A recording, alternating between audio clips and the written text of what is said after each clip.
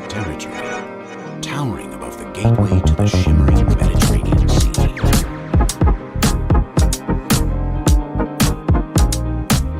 The sunlight reflecting off the rock is like its people, warm and friendly, like the gentle breeze rolling off the sea, softly caressing the sandy shores.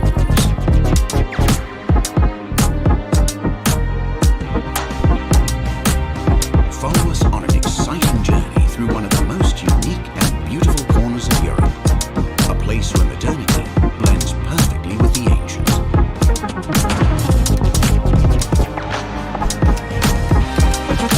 An extension of Britain in the Mediterranean, which beautifully combines the best of both worlds. A lovely town where every street and every corner have their own story to tell. A story that even dates back to the creation of man himself, and whose present-day independent spirit has been shaped by victorious battles, heroes, and legends. One of the pillars of Hercules, guarding the entrance to the Mediterranean.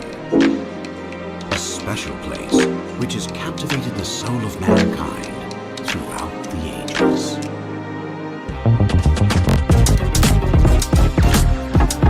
A city of reinvention whose economy is enjoying unrivaled growth, yet remains as welcoming as ever.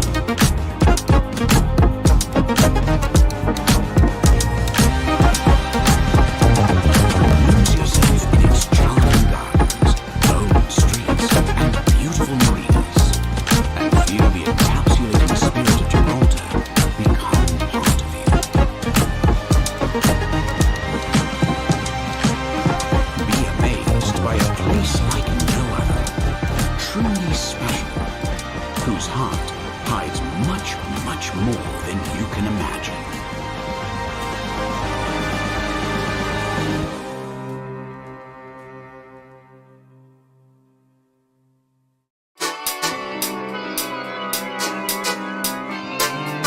Dominating the horizon at the southernmost tip of Europe stands a majestic Jurassic limestone rock, rising up into the blue skies and gentle winds. It is the very heart and soul of Gibraltar, this small yet symbolic territory, towering above the gateway to the shimmering Mediterranean Sea.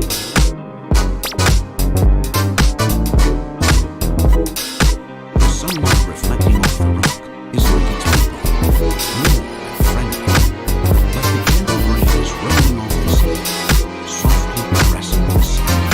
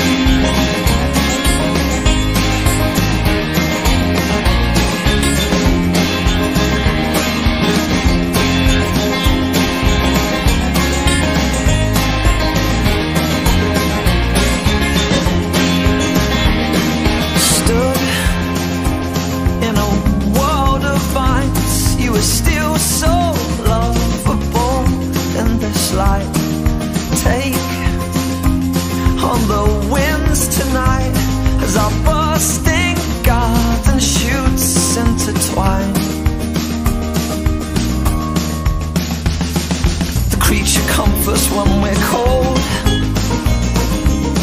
A cocoon to curling cuddle folds. When the creatures cover up our shoulders, enveloped, we almost forget to breathe.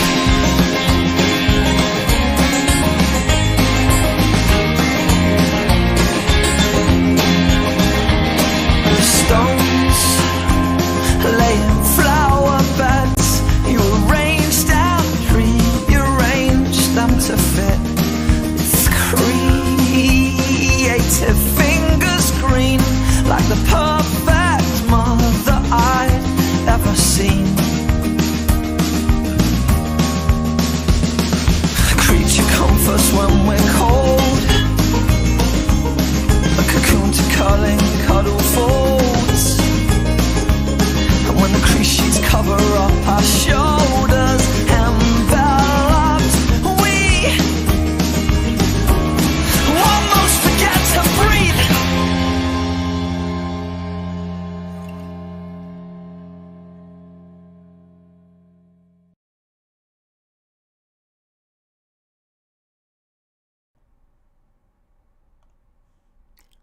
What's up, everybody? Nick Blazer back here with the undefeated finals of the Gibraltar main event. We've got Mark Ferrin paired up against Raphaël Rosalba, won it, I think. Let's check myself real quick. But yeah, this should be an exciting matchup. Raphaël from France, Mark, an old friend from Austin. I see him sitting down at the table here, but I think they got a little bit of time before they start up here. See if our playroom camera looks okay. Yeah, we can check all that out too. But yeah, I have a bunch of info here too on the payouts and brackets and everything like that. So we can check that out real quick. This is a big one. So the way they set this up is this: the winner of this match will go on to play in the finals. And then they'll either be winning, minimum 6,000 pounds or this 13.5, roughly, in this 33,000 pound prize pool. So a lot of money at stake in this one. But because they don't get a second chance in the finals, the winner and finalists will immediately win a little bit of bonus in this match here too. So a lot at stake in this match. There's something they'll take eventually, but really this minimum prize of 6,700 basically. If they win, whoever wins this will take away home minimum 7,500 pounds. So quite a bit going on there. Both of them had to win a bunch of matches to on their path here. If we have all the brackets in the description here too, so you can browse those as well. But we can see, what is this here? This is Raphaël Rosalba. Got a bye in the first round, which is always a good thing to do in backgammon tournaments. I'll win there. But had to win against Alexandra Nupfer there. Or maybe this is a different Nupfer. There's a P. I don't know who that is. But we have, if we go through this, we can see 1, 2, 3, 4, 5. Yeah. And I think just won his fifth match and a tough one against Gaz Owen there to close this out. On Mark's side of the bracket, I don't think he was as lucky to get a bye in the first round, so a few more wins to get there. But it took out familiar name in Fernando Bracconi there, and has had a good run to get here too. So yeah, we can. It looks like the players are at the board, or at least one of them getting ready to go there. But yeah, you can go check out the brackets and look at how they made their way here. Of course, you can go check out the second chance side too. Gaz just got kicked to that. We've seen him on stream a lot, and a lot on stream in Cyprus too. So he's been having good runs in tournaments. Lots of interesting things going on over there. We'll probably catch a quarterfinals or semifinals match from that. I'll be doing commentary for the second chance after this match, and then the second chance finals tonight late too, to determine who our finals will be tomorrow. 91 participants in this field, and we're down to the last two undefeated players. So this should be a really exciting match. I'm gonna come over to the board here, I think, to get ready. But yeah, I'll be here doing commentary with you. Nick Blazer, like always. Thanks for watching. Let me look over at the commentary here. Yeah, it looks nicely set up. What are they? We still got the camera of them too. I think we saw Arda just step into the picture there to go get a picture of these two, maybe, as the undefeated finalists. Of course, like, you know, it's an exciting moment for them in this tournament too. They've been starting this tournament 2 days ago now. So playing backgammon, you know, I guess started Thursday night, all day yesterday. And now they're playing another match first thing today. Raphaël had to play, well, I think both of them played their semifinals matches earlier today. We saw on the other stream, just with like the direct board without commentary and all that stuff, we just saw Raphaël edge out a close one against Gazoen in the end there. Mark's match, it looked like, was maybe a little shorter, so maybe he'll come into this a little more fresh. I'm not super familiar with the play level of either player, really. I think Mark's like probably standard open player. Like, I met him out in Gibraltar for the first time a few years ago. He was hanging out in the Austin club.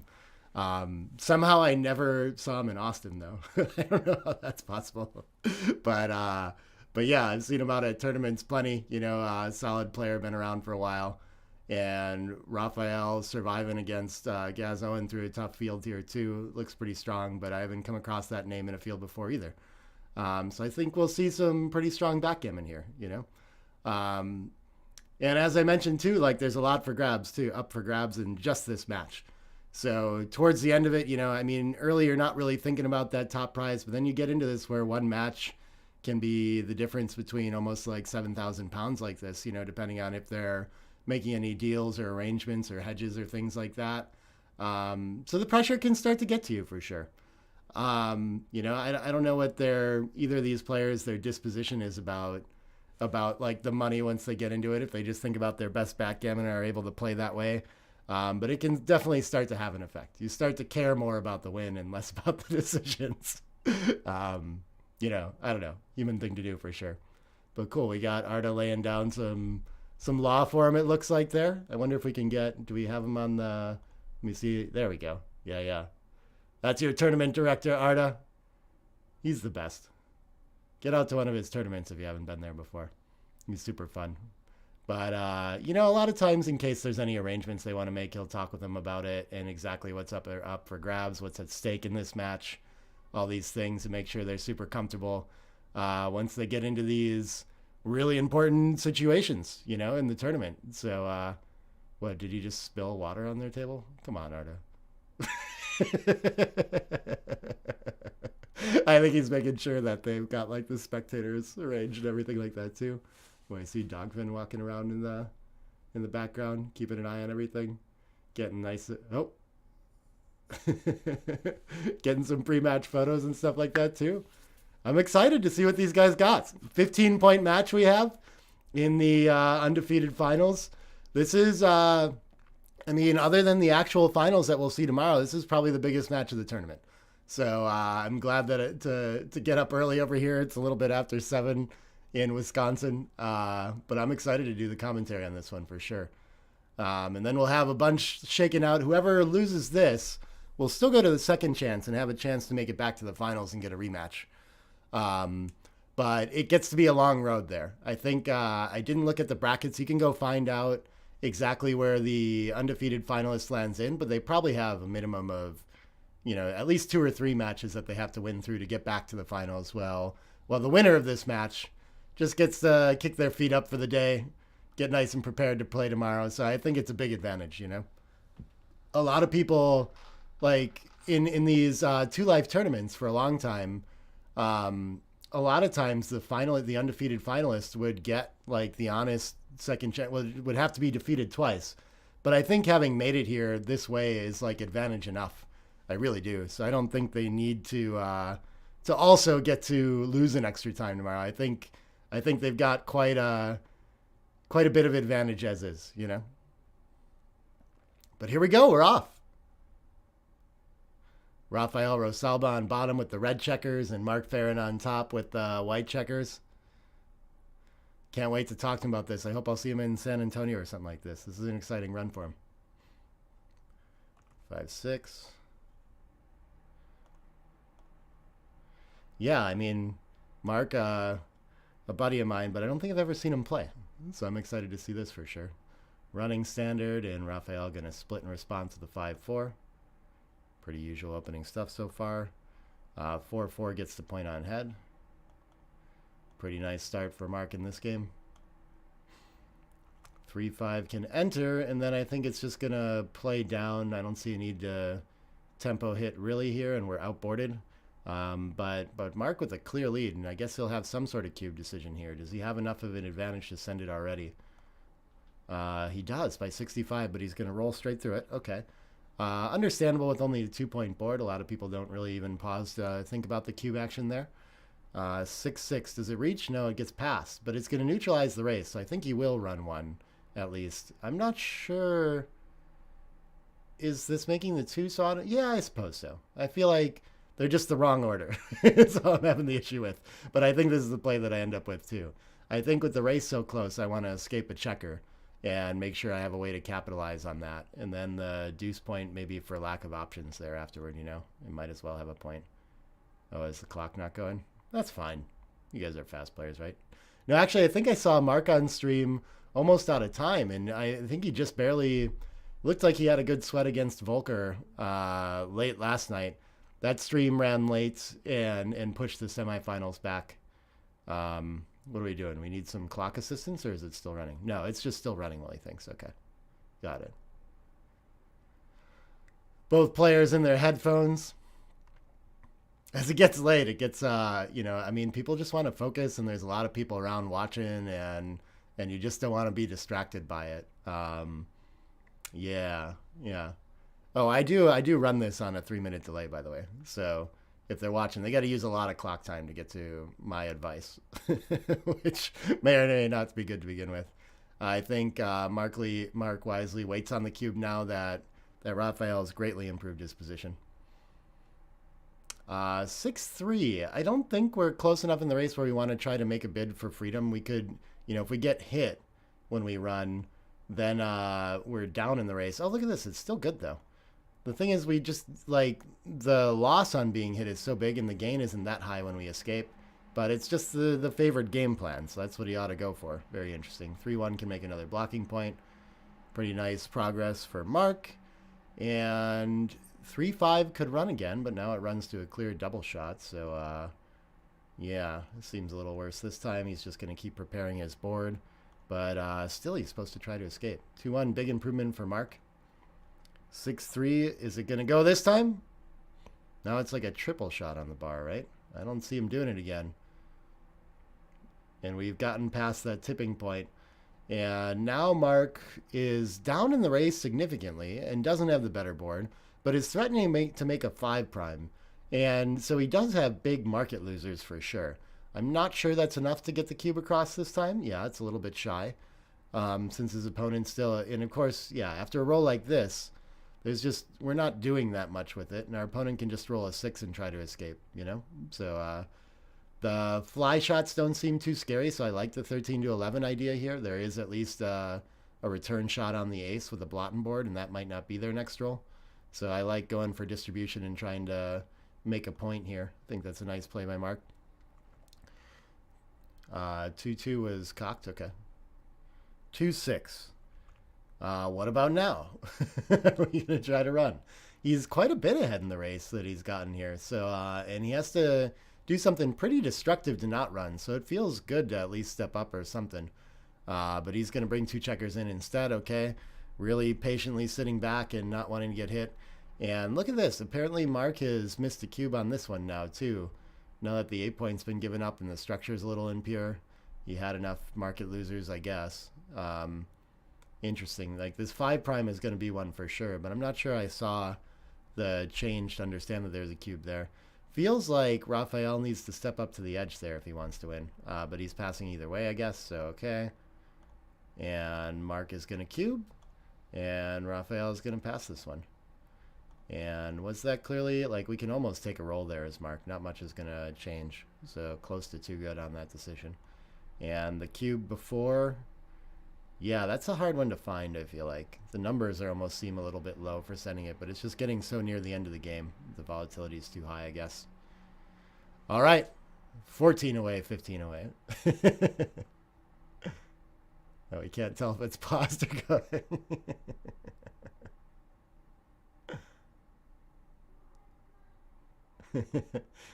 Does look like a funky clock. That's why you bring your own, fellas and ladies. Ah, 2 down. He's okay. Raphaël, 2 down player. I love seeing style things. I guess that fits with how he was playing the single checker back game, not wanting to run and be hit. So we're starting to see maybe just like a tendency to not want to put the back checkers in risk and just like work on our offensive side a little more. Okay. 5, 6 hits back from the bar for Mark. So nice little early game advantage for him. The ace can, yeah, for sure we're making the point. And then I think we want to get the checker off the 24. Not that we want to keep the 24 and 23.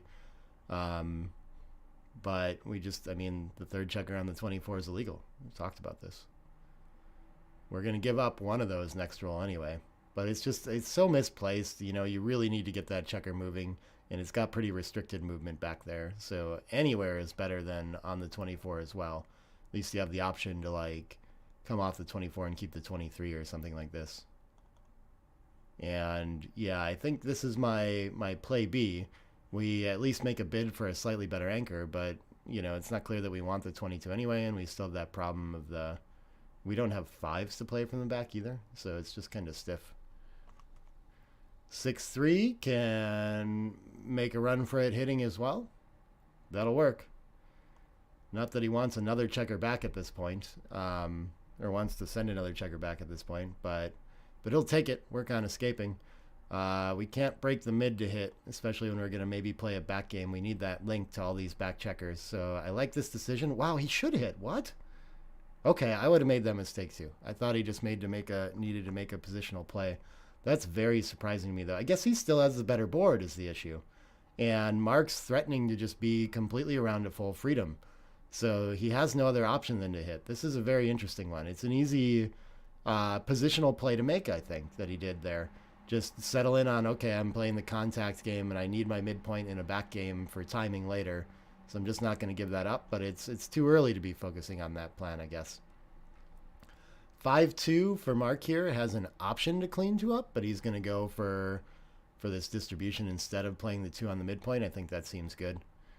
And Raphaël has already shown that he doesn't really want to hit it. 6-5 is going to get there from the 22 the long way. Okay, he'll take that shot. 1-5, entering and playing down. Mark's position way ahead in the race, way less checkers back, but very stiff. Needs some sort of miracle to start to improve his structure. Raphaël having no such problem, has the rack now. Hey Marcel, welcome. You'll hear that from me in like 3 minutes, I guess. 4-3, ouch. This is just going to have to stack up more, I think. I don't think we can do anything crazy like double hit here, but we would love to try to improve somehow. Wow, it's very close. That's how ugly this is to have to play to the 6.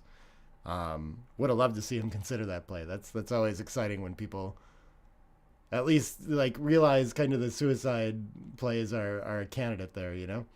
That would have been a fun one. 5-4. What can this do for white? It can hit to buy some time. I guess it's going to hit on the ace too for, yeah, no other safe options. All right. I like the play by Mark here. 2-6 is going to enter 1. Okay, and he's got a tempo advantage now. Looking to cover that ace. Ooh, 4-1's a nice way to cover it too, protecting from the anchor happening. We could make the 5 point, but I think it's more important to hit and make the ace. Yeah. Oh wow, a little bit better to make the 5. The positional play is important here for bringing this home. 2-1 can make the bar point. It's a weird point to have when you have the 7, but I think it's still nice for a landing point here. Yeah. And 5-6 enters, and I presume hops out from the rear. What else do we have here? Oh, bar to 14 instead. Yeah, I would have made his play again. He's getting dinged by some, like, fairly clear feeling, like, positional plays, but there's some sort of tactics going on that we're both missing. Difficult game to navigate for Raphaël here for sure. 4-1, I think, well, we can play quiet and behind, but should we go for a double hit here is kind of the question. I think it risks disconnecting from the back checker, so I don't love it. We're outboarded. Seems like the wrong game plan. So maybe I just find a simple 8-7, 6-2. I don't think we're under too much pressure for our opponent to escape, but okay, the double hit, yeah, that should stick out as the first idea. 5-3 is going to enter 2 and hit back, okay. I mean, this is one of the worst sequences, and it's not so bad for us, right? What do we do with this now? I don't think we want to hit loose again, but we have to leave shots kind of no matter what. Maybe we just make the 24 and clean up 9 to 7 and tempt our opponent to break the midpoint. That's an idea. This is a tough one. I'm really not sure what he should do with this. Oh, it doesn't matter too much because he's passing. Wow, this is like not an easy pass necessarily with 4 checkers back either.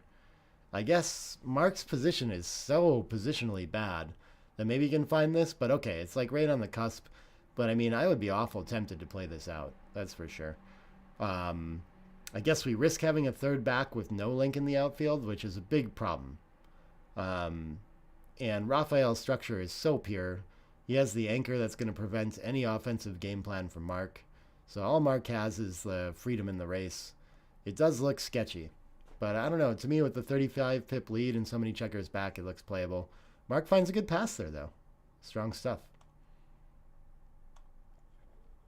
He got through that game, I mean, for some pretty complicated decisions, got through that really clean. Good stuff from him.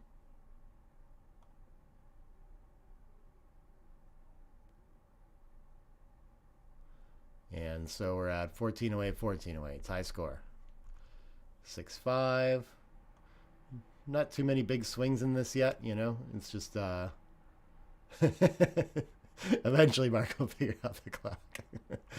6-5 runs, 3-1 gets to make the structural point. We already have differentiation of plans in this game. Mark looking for the contact and board, and Raphael just looking to escape and race so far.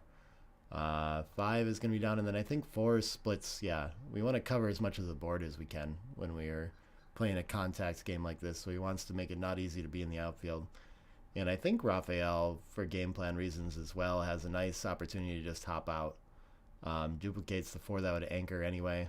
I don't think that's huge. I think it just fits his strategy to run is the more important part. 5-2. I think, yeah, Mark doesn't have any reason to want to escape that back checker, so he's going to bring a checker down, start the next point, and keep the contact. 6-2. Does this just lands on the 8 point? Okay. 3 stacks of 5. Needs some help developing, but the race is looking okay. Oh, never mind about that. Now Mark has everything.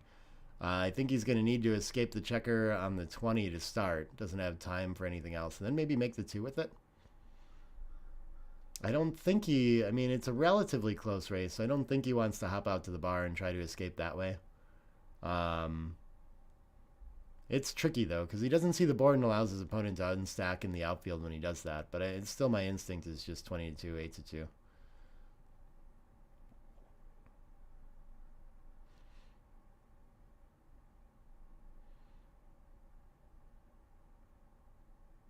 Yeah, and I think he needs to realize that he's ahead in the race, and so it should start with what am I going to do with my back checkers and decide that. And the 2 is less relevant, you know. I mean, we're going to make that for lack of options, but it doesn't look like what we're hoping to do. Oh, interesting that he doesn't, yeah, okay, 13-10 because he's outboard and all these things. Would have at least had to think about, do I need to slot here?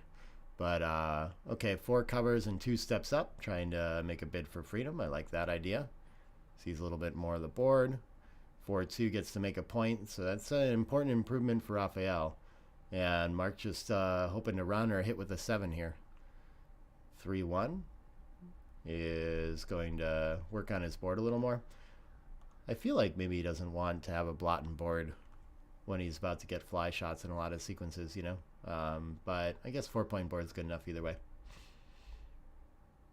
13-9 would have been my idea there, I feel like. Curious about that. 5-2 is just going to play into the 6 for lack of options. 3-2 can cover. 5-point board is ready. Small racing lead for Mark. And big board advantage. 5-4 I think is just going to have to... How quiet? Do we clean them both up? Yeah, he's got decent race now. And really... getting hit is just the end of the world now. So I like that decision. Mark, I think even though the contact's good, escaping to freedom with the 13 pip lead in the race is going to be pretty strong. you know, it's not decisive. It's still just 2-1, and Raphaël can easily turn around this race. But when you have a clear advantage in that game plan, you know, generally you want to go for that. Staying back for contact is just not going to gain enough more. You know, it's still Raphaël getting to hit and catch up in the race is better for him for sure, even though he's dealing with a 5-point board.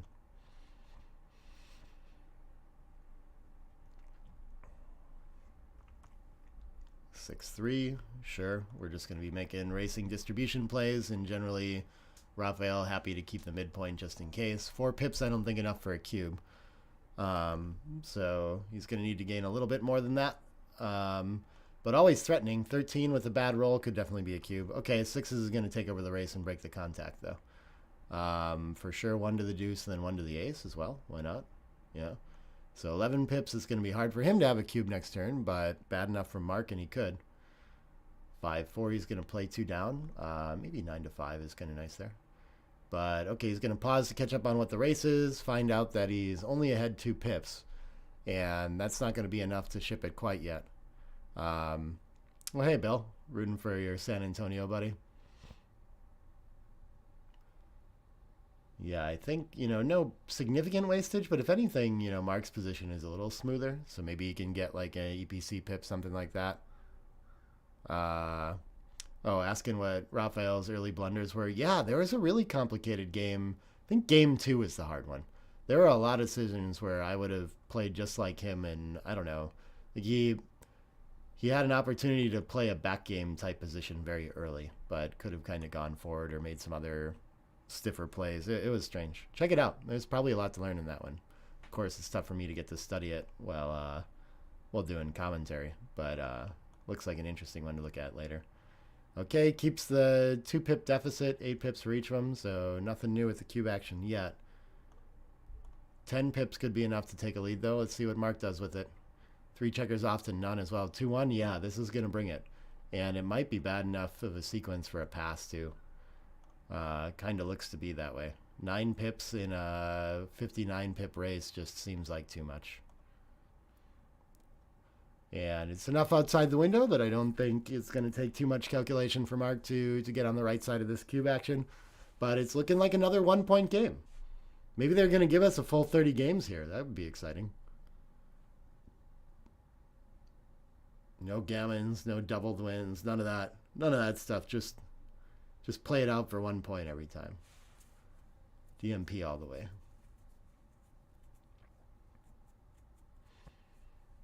All right.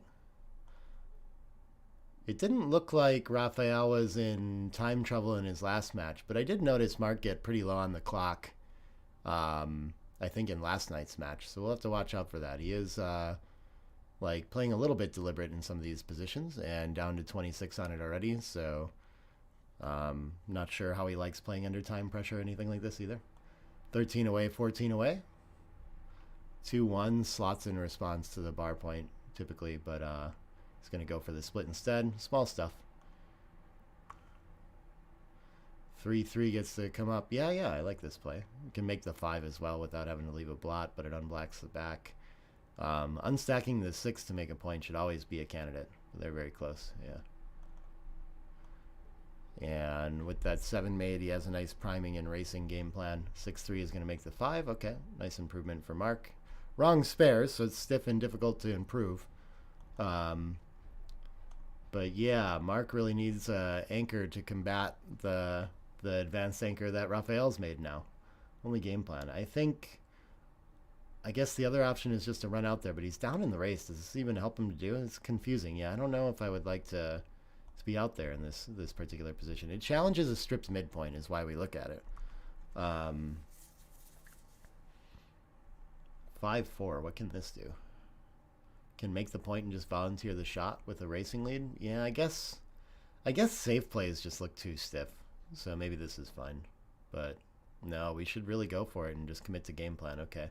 Yeah, the deuce point doesn't like interact so well with the 8 either. You know, we're kind of playing 2 game plans now, and neither of them really have the focus they need. There's a problem with that play too. But okay, 11 to 6 is coming in.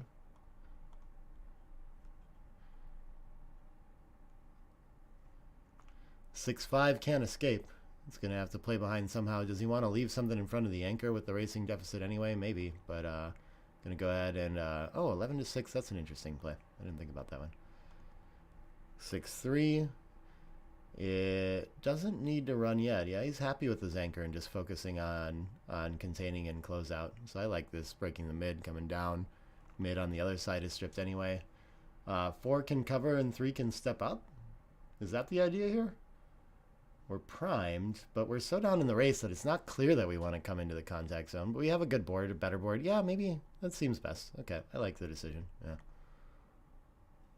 And now there are some serious market losing threats, but Raphaël still has to escape this structure. Even when he points on head, the 5's open, and Mark's going to have some chances that and some counterplay against the anchor. So I don't know if he really has market loss here. And yeah, we can see he's a ways off, but I mean, this is the... If we're focused on market losers, then we start to look at things like I could point on head and forget to maybe think about, well, does that really lose my market? You know, like it's easy to look at market losers as good rolls and not think about what the actual result's going to be. But I think he's taking the time to figure that out, and we'll realize, well, I still got work to do even when I do my best, and we'll take a roll here. 4-2 is a good one, though. On a fan, he could lose his market, but it won't be by so much. And it's maybe not common enough to worry about. For sure, he's going to have a cube here now with threats of making the 5 point. And yeah, enough gammons when this goes right to claim the game.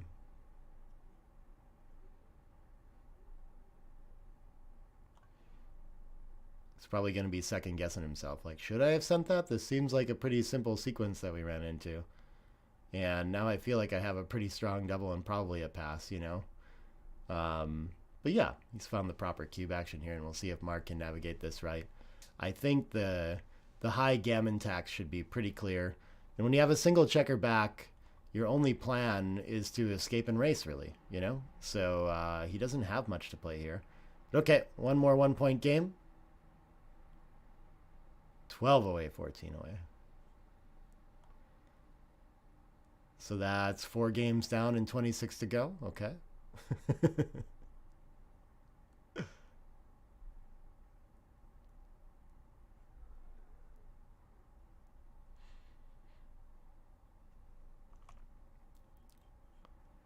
All right, 6-4. He's a split player. Okay. Usually in match play, it's like run or point. But that's the money game play. So you see it a lot. 2-2. Yeah, after 6-4, this is the exception where it hits. I remember this one. Without memorizing it, I probably wouldn't know. Ace-6 is going to make the advanced anchor. Nice asset for Mark. 6-4, what can this do? This can get around to safety to the 6. That feels like a little bit weak, but I guess it's our best plan, so sure. We hate to stack up so tall in the early game. Yeah, so his other option is just to play a little looser. Okay.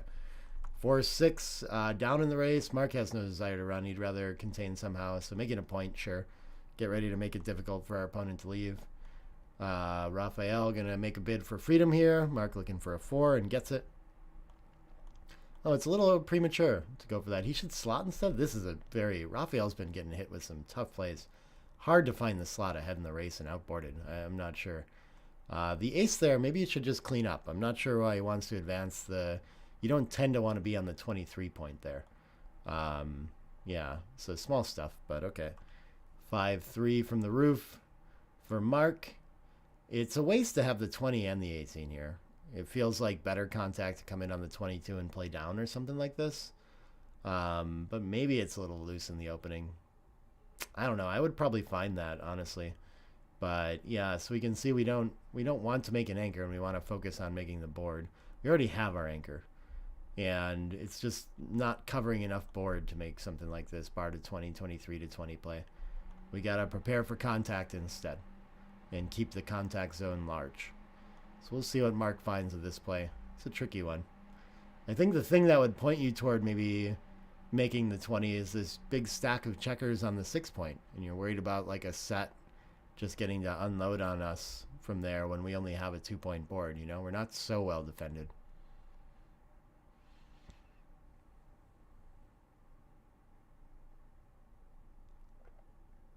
Yeah, I like it. Oh, he was coming in deep. He fooled me and made the anchor. Okay. Misses an opportunity there. 5-1, I think, just... Oh, I thought maybe just come around the bend. But okay, instead, iron out distribution a little bit. Yeah, I like that. 2-1. Also would have challenged, like, a point that would have to go, but I guess Mark wants to get rid of one of those points now as part of it. 3 in, unstack the deuce. Okay, still ahead in the race, looking to escape, but doesn't want to step under the gun. 3-1. I think it's still worth making the 5 point here, especially with the Blotten board. And with our deuce made, we don't want the 8 as much, but having to volunteer direct is never easy or fun. 6-3 escapes to freedom. Okay, we got a simple holding game more or less now. The 20 and the 18 don't tend to play as anything spectacular with contact, and in fact, only down 12 in the race. Mark is most likely to have to give up one of those sooner than later. So I think it's going to play out like a simple 20 or 18 point holding game, depending whichever he chooses. With the 2 anchors, he's going to volunteer a shot. I think, okay, that's reasonable. I would have thought that with the race close, I would have been a little bit afraid to do that. And it feels like we're thinking about the game like a back game with 2 anchors when we do that. So we'll see if he kind of continues with that idea. So like here, I think it could be worth hitting. It's only 5s from the ruse because we can cover 4-2. I don't know. Maybe not. Maybe not.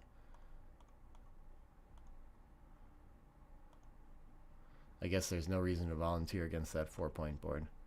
6-4 can cover the 3. Okay. Board is ready. Mark with that 5 point board again.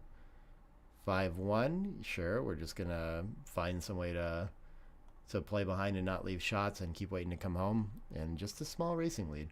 Mark getting under the pressure to decide which anchor is going to go very soon here. It's not clear to me. With this close of a race, it feels like the 18 would be the favored one. We'd want to keep the contact with the midpoint. And I'm not sure if he really needs to do it now. Just 8-5 seems fine, but we could play the 20-18 now. Oh, we are. Yeah, they're all very close. And it seems to actually prefer keeping the 5 point a little bit. That's very interesting to me. Tough one to volunteer there, but we're getting right to that tipping point, and so soon it's going to get important. But we did have 2 blots behind too, right? We don't have that anymore, so now it should be scary, this roll, to give up the anchor. And now we're under pressure to do it too. I think maybe the safest way is the 20. Yeah, this feels like the idea. Duplicates 3s too by staying back there. Okay, I like the idea. XG prefers just continuing to get to safety instead. Raphaël going to pause to think about it. Does he have market loss when he hits? He could. Not quite enough though, so wisely takes a roll. 6-2 makes another point to make it a little more threatening to be back there. 3-2 gets to link up, and now Mark has a new midpoint, ready to release that next roll if he gets the chance. But that's a nice improvement to the structure with just 10 pips down. Okay. Now he's down 30. This is just going to be not enough contact to play out the race. And so 5-1 is just going to end up passing here, pretty sure. Here comes the cube. One more 1 point game.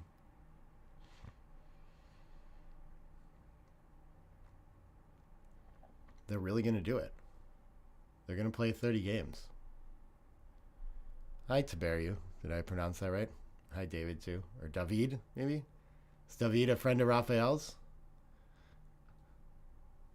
I want to know more about these players.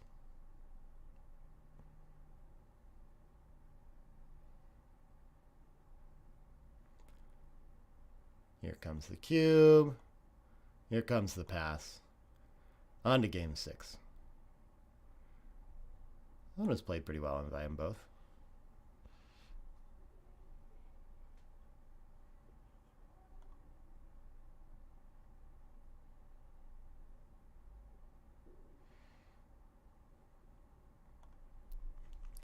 All right. 11 away, 14 away. So decent deficit for Mark, but not enough to really adjust cube action quite yet. Maybe in some weird recube scenarios they can think about it. After the 6-1, the 6s are not a very strong roll, so nice advantage for Mark here, even though he's down in the pips. 2-5 will hit and fix that. The race. And Raphaël just stuck with that deep point now. 3-1. What is this going to do? I guess, oh, it's just going to step up for the highest anchor. Okay, maybe the triple split's fine too. Maybe even slotting is something to think about. Beautiful shot for Mark just to link up on the 17 and make an anchor now. And he's got a quite simple game to play. Raphaël gets to make an anchor of his own, and so we're going to play a mutual holding game, it looks like. 6-4 can actually break contact with a 16 pip lead and not leave too many indirects. Oh, he wants to come all the way around to the... Why this instead of just 2 around? That's interesting. Not sure why he went for that one. But yeah, misses an opportunity there to link up with the midpoint.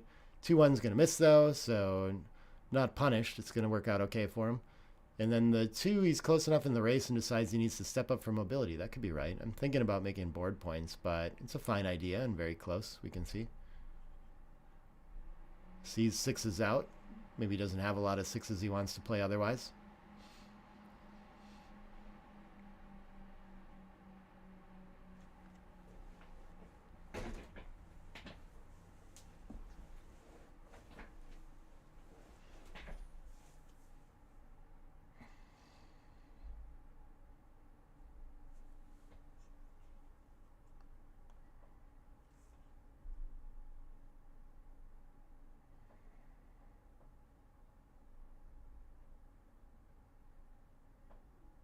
And settles on that idea. Okay. So Mark's still going to need a little bit more of an advantage to send the cube here, I think. This could do it.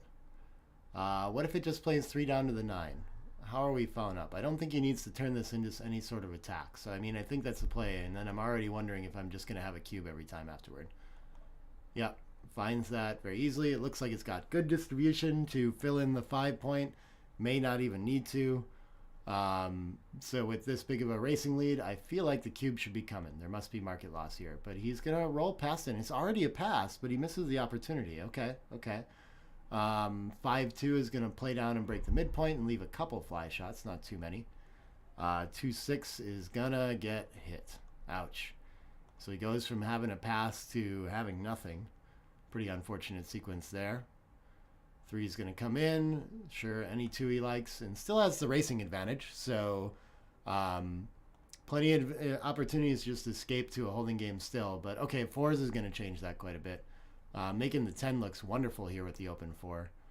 And 13 down for a builder, sure. And now Raphaël with the lead in this game for sure. Very strong position has showed up for him. What can Mark do here? I think he needs to perform this role, and if he doesn't, he might be under a lot of pressure from the cube. 3, I think, can just play behind and wait for a 6. I think this is good enough to play with the racing lead and 2 checkers behind structure. But a lot of gammon risk in this position and significantly outboarded. It's scary for sure. Yeah, I think the open 4 point with the race too. There's too many features here that are going to be easy to play as a second or as a single checker back.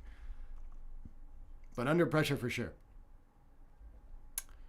What can this do? This could hit loose on the ace or switch to the ace. And what else is there? I don't think I see much else.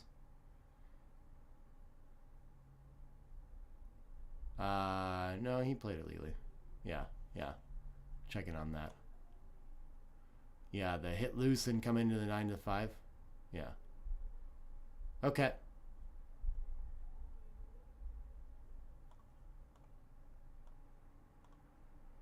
Nice find by Raphaël there. And a lot of market pause on this sequence. But Mark performs. Hits and covers. And just a 6 away from having control of this position now. Ace 4. Does it need to go for a hit to kind of buy time? The tempo seems valuable here too, to not let our opponent escape or potentially make a very valuable 20 point. So with the board advantage, I think even though entering deep on the ace could cause us problems hopping that 4 prime, I feel like it's worth it. And he's going to find that tempo play. 4-2 is going to enter high. Now that's the place to be for Mark. And just looking to hop out and escape here. And Raphaël looking to attack. 3-1. Interesting. Is it urgent enough that he should switch here and hit from the 5? I don't see what else to do. I guess the race is close, but why not go for it? Yeah, I think that's an easy one to kind of overlook there. forget that it's an option to break your 5-point to cover the ace, you know. 4 can cover, 2's going to split to try to make that 4-point. Okay.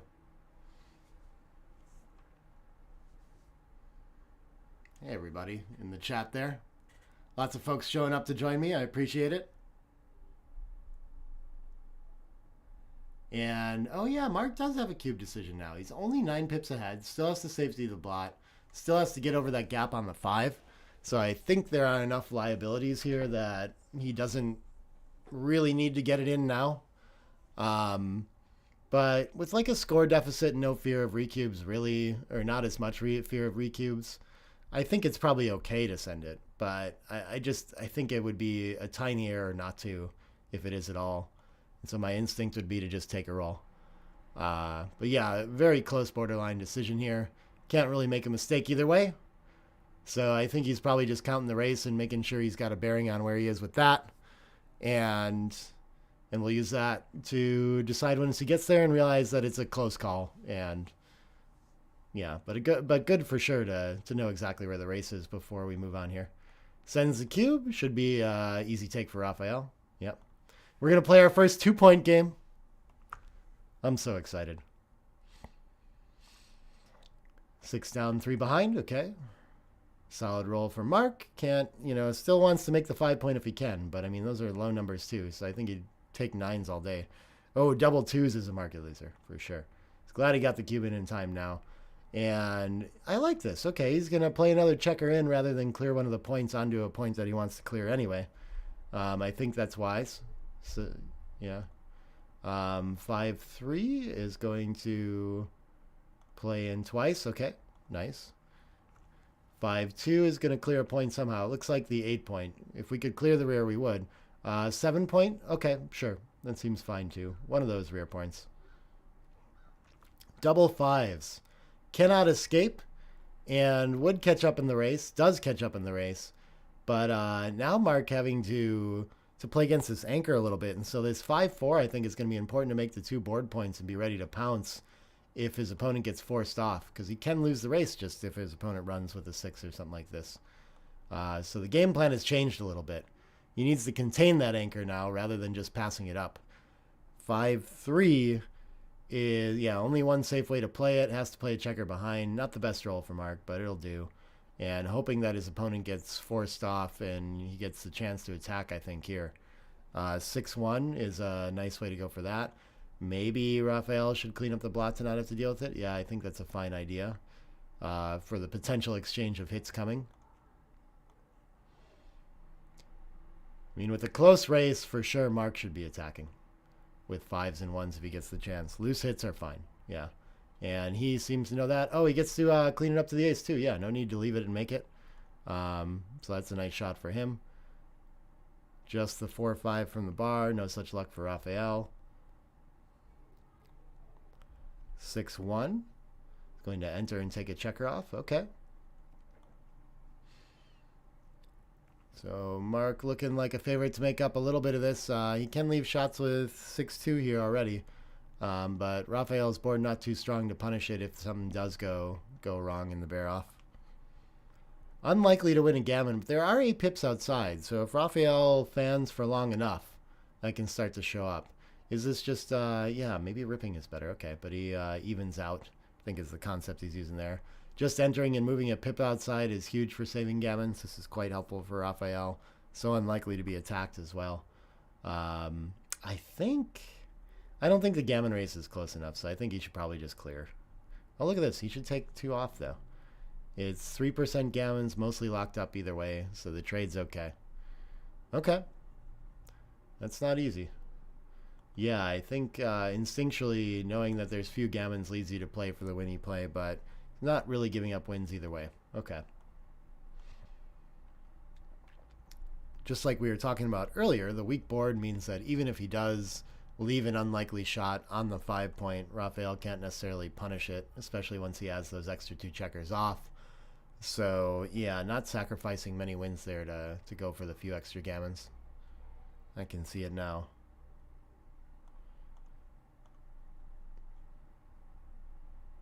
Morning, Eric and John.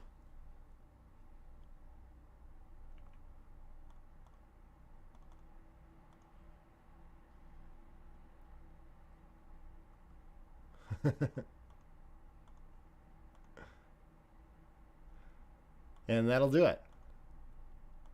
Raphaël will give up the single game and move on to 11 away, 12 away.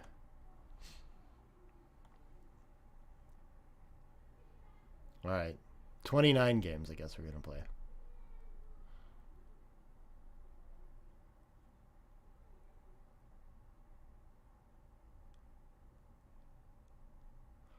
Always good to take your points on the scoreboard, too. Be ashamed to earn them and then forget to claim them. 3-1 opening for Mark. Best start possible.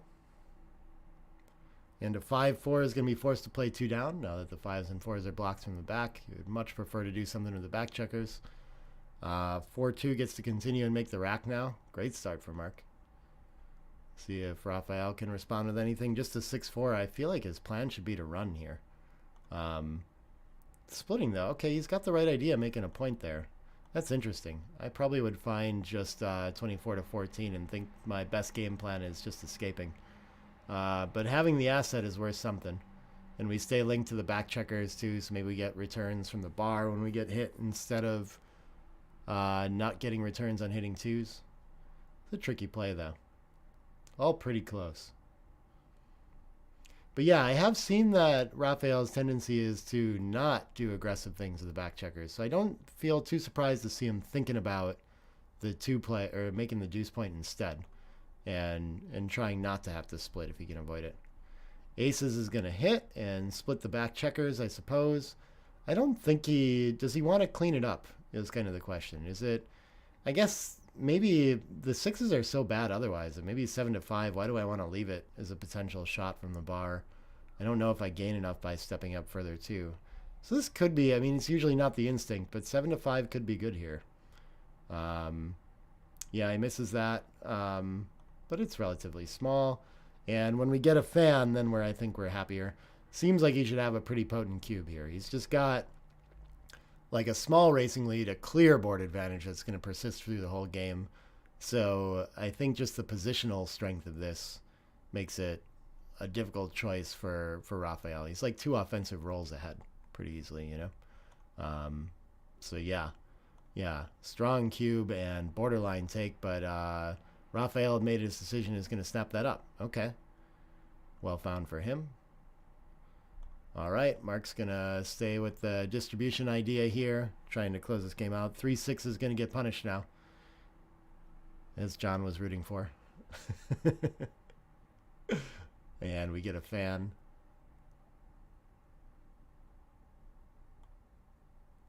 2-2. How is this going to hit back? I guess on the bar point. Must be the bar point. What else could it be? Yeah. Interesting option, though, to unstack and hit and board and try to prevent an anchor or something like this. Ace in. 5s are not great, but the race is good enough that he can just hop out and try to find freedom again. So we're in another one of these where he's way outboarded and just wants to try to play a no contact game, however he can figure out how to do that. Looks like Mark misses. I don't think you want to sacrifice the purity of your structure to point on the ace. Maybe the tempo is worth it with a 4-point board, but it's only 8 in the zone, so I'm quite tempted to make the bar. Okay, he finds the best of it, though. Yeah, and it's going to slow down Raphaël from cleaning up the blot on the 17, so okay, we can see all the different ideas there. Enters, yeah, I think cleaning up seems better than any sort of shift option he has there. Maybe he can play down to the 11. I don't know, but he's going to play it ultra conservative and stack up 8 to 6. Respecting that 4-point board, he's got the right idea there too. 3-6. So running out to the 14 here mobilizes that checker in a relatively even race, but also helps cover the outfield in case Raphael's back checker wants to try to run. So the 2's going to hit for sure, and then he's going to come out with that. Yeah, that felt like a dilemma there. All right. 5-6 can hit back. Great shot for Mark. Raphaël under a ton of pressure. A fan, I think, is going to, like, mostly, we'd be back in, like, clear cube territory. 5-2 and unclear about the take or pass. 5-2 is going to hit again. The gammon threat is real once again.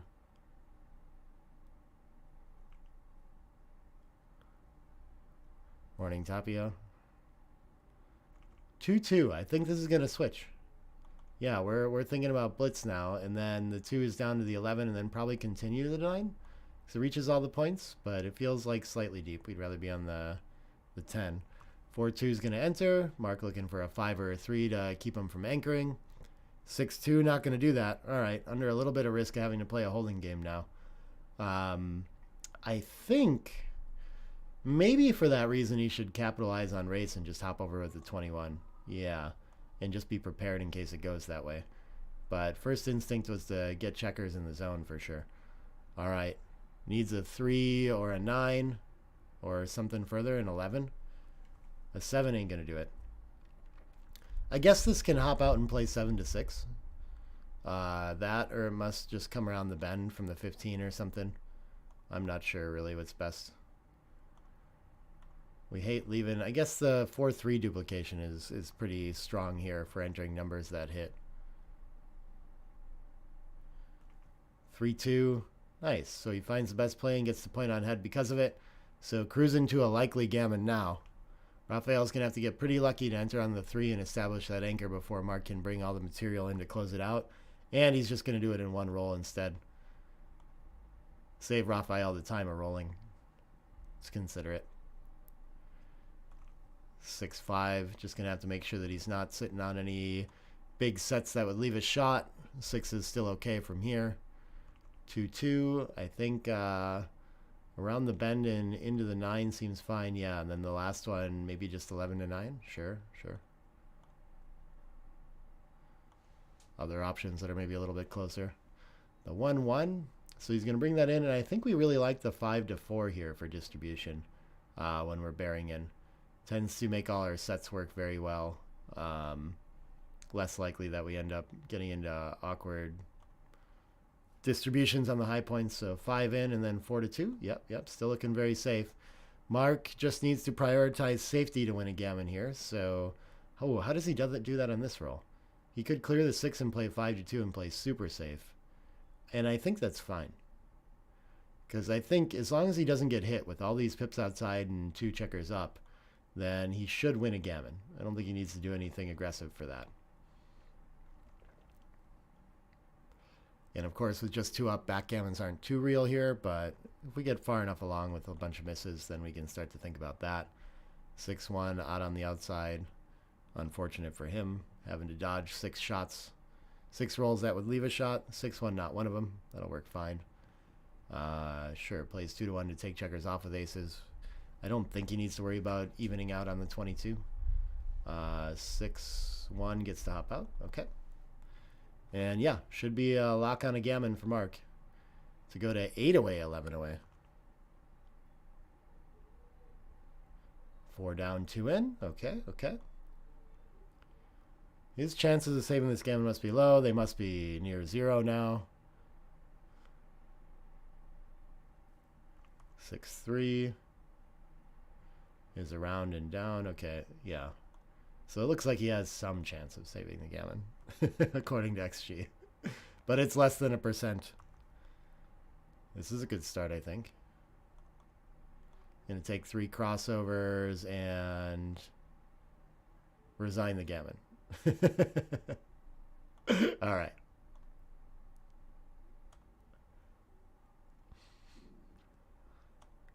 Very clean game for him. Who are they about to take a small break here? It looks like it. Okay. Well, before we hop onto that break, yeah, there's your playroom there. So we're at 11 away, 8 away in favor of Mark Ferrin doing good. Oh, maybe he's just stepping away to get some water quick. That could be it too. But we can look at, it's always fun to look at the session summary to me in these. So, yeah, we can see so far in this match, you know, a little bit of a lead for Mark early, and then Raphaël way out in the lead with that 3-point advantage, jumped all the way up at his peak to like a 2-1 favorite in the match. And just like 2 games later, is a fairly significant underdog, almost a 2-1 underdog. Not too many swings in the games themselves we can kind of see in the graph too. But game by game, it's been changing and kind of growing and coming back down. So, yeah. Yeah, we'll see how he handles all these luck swings and changes in fortune, things like that. But at the moment, looking good for Mark. Maybe he's just taking his break at the table there too. Yeah. I don't know how long they're on break, but I'm gonna send it. Oh yeah, he's stepping up too. So I'll send it to some ads and things like that for a little bit here, and we'll be back shortly with more of this undefeated finals match. Thanks, everybody.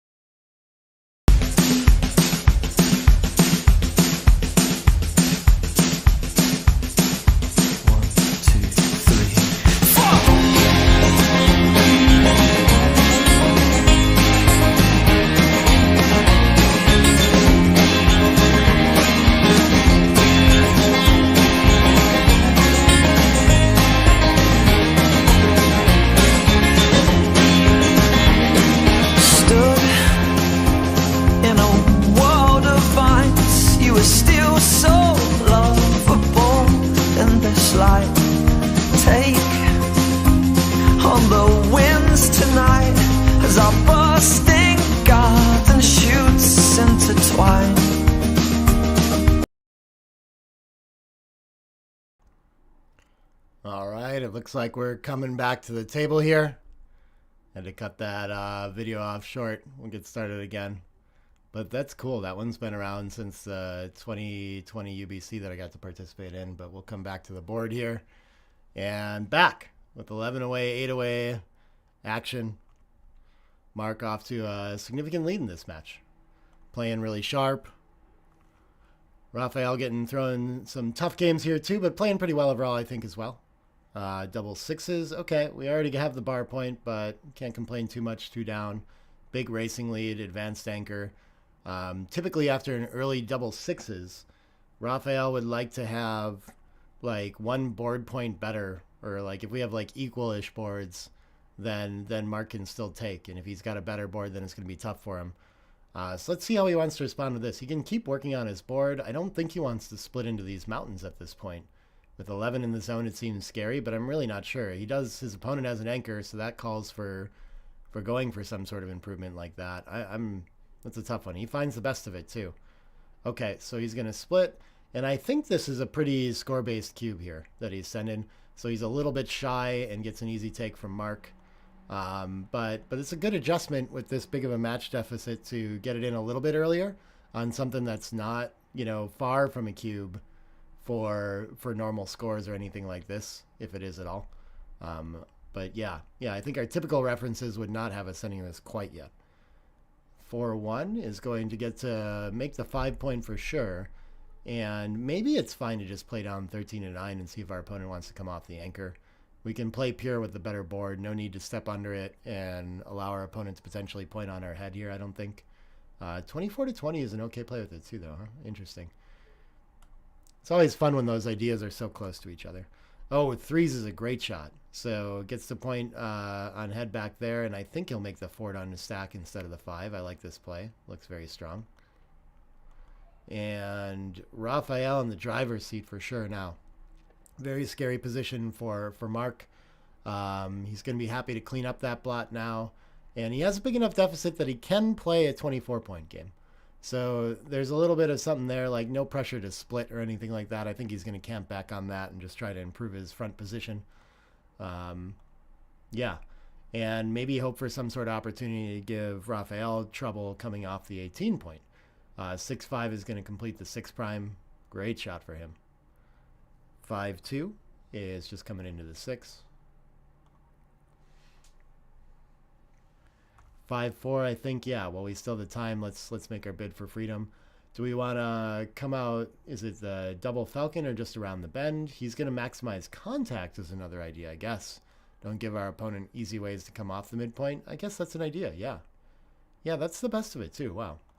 I just have the wrong idea thinking about trying to make sure we escape from the 18 because we're not worried about being primed and we want our opponent to have to do something. Oh, it's close. Okay, we can make that kind of play if we want on ++. I like that other plan though. It's just like maybe the idea is maximizing contact here. Not really sure.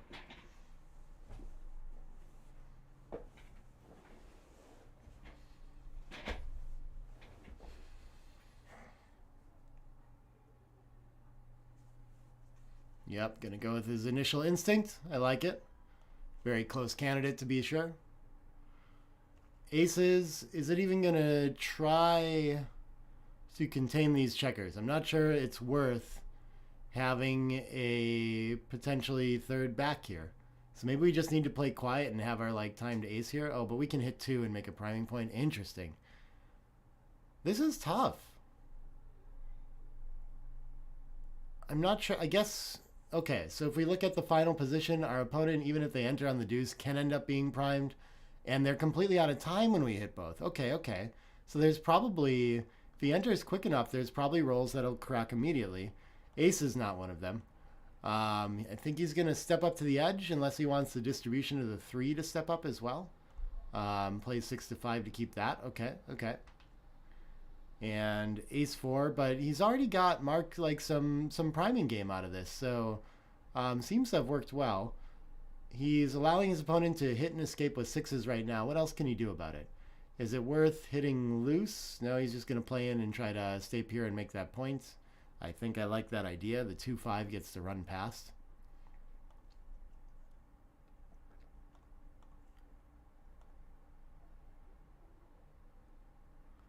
And 5-6. So it gets to temporarily make the 8 point, and then it's going to go right away.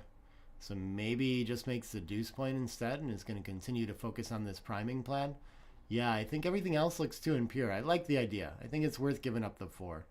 I think we want to focus on the checker on the 24 point now and hope that it doesn't have enough time to escape. The cleanup play just looks very weak. I don't know. 13-2 slotting's okay too, but yeah, this whole 13-7, 8-3 just looks like how are we going to develop this into offense? It does save some gammons. So it's the damage control play to be sure.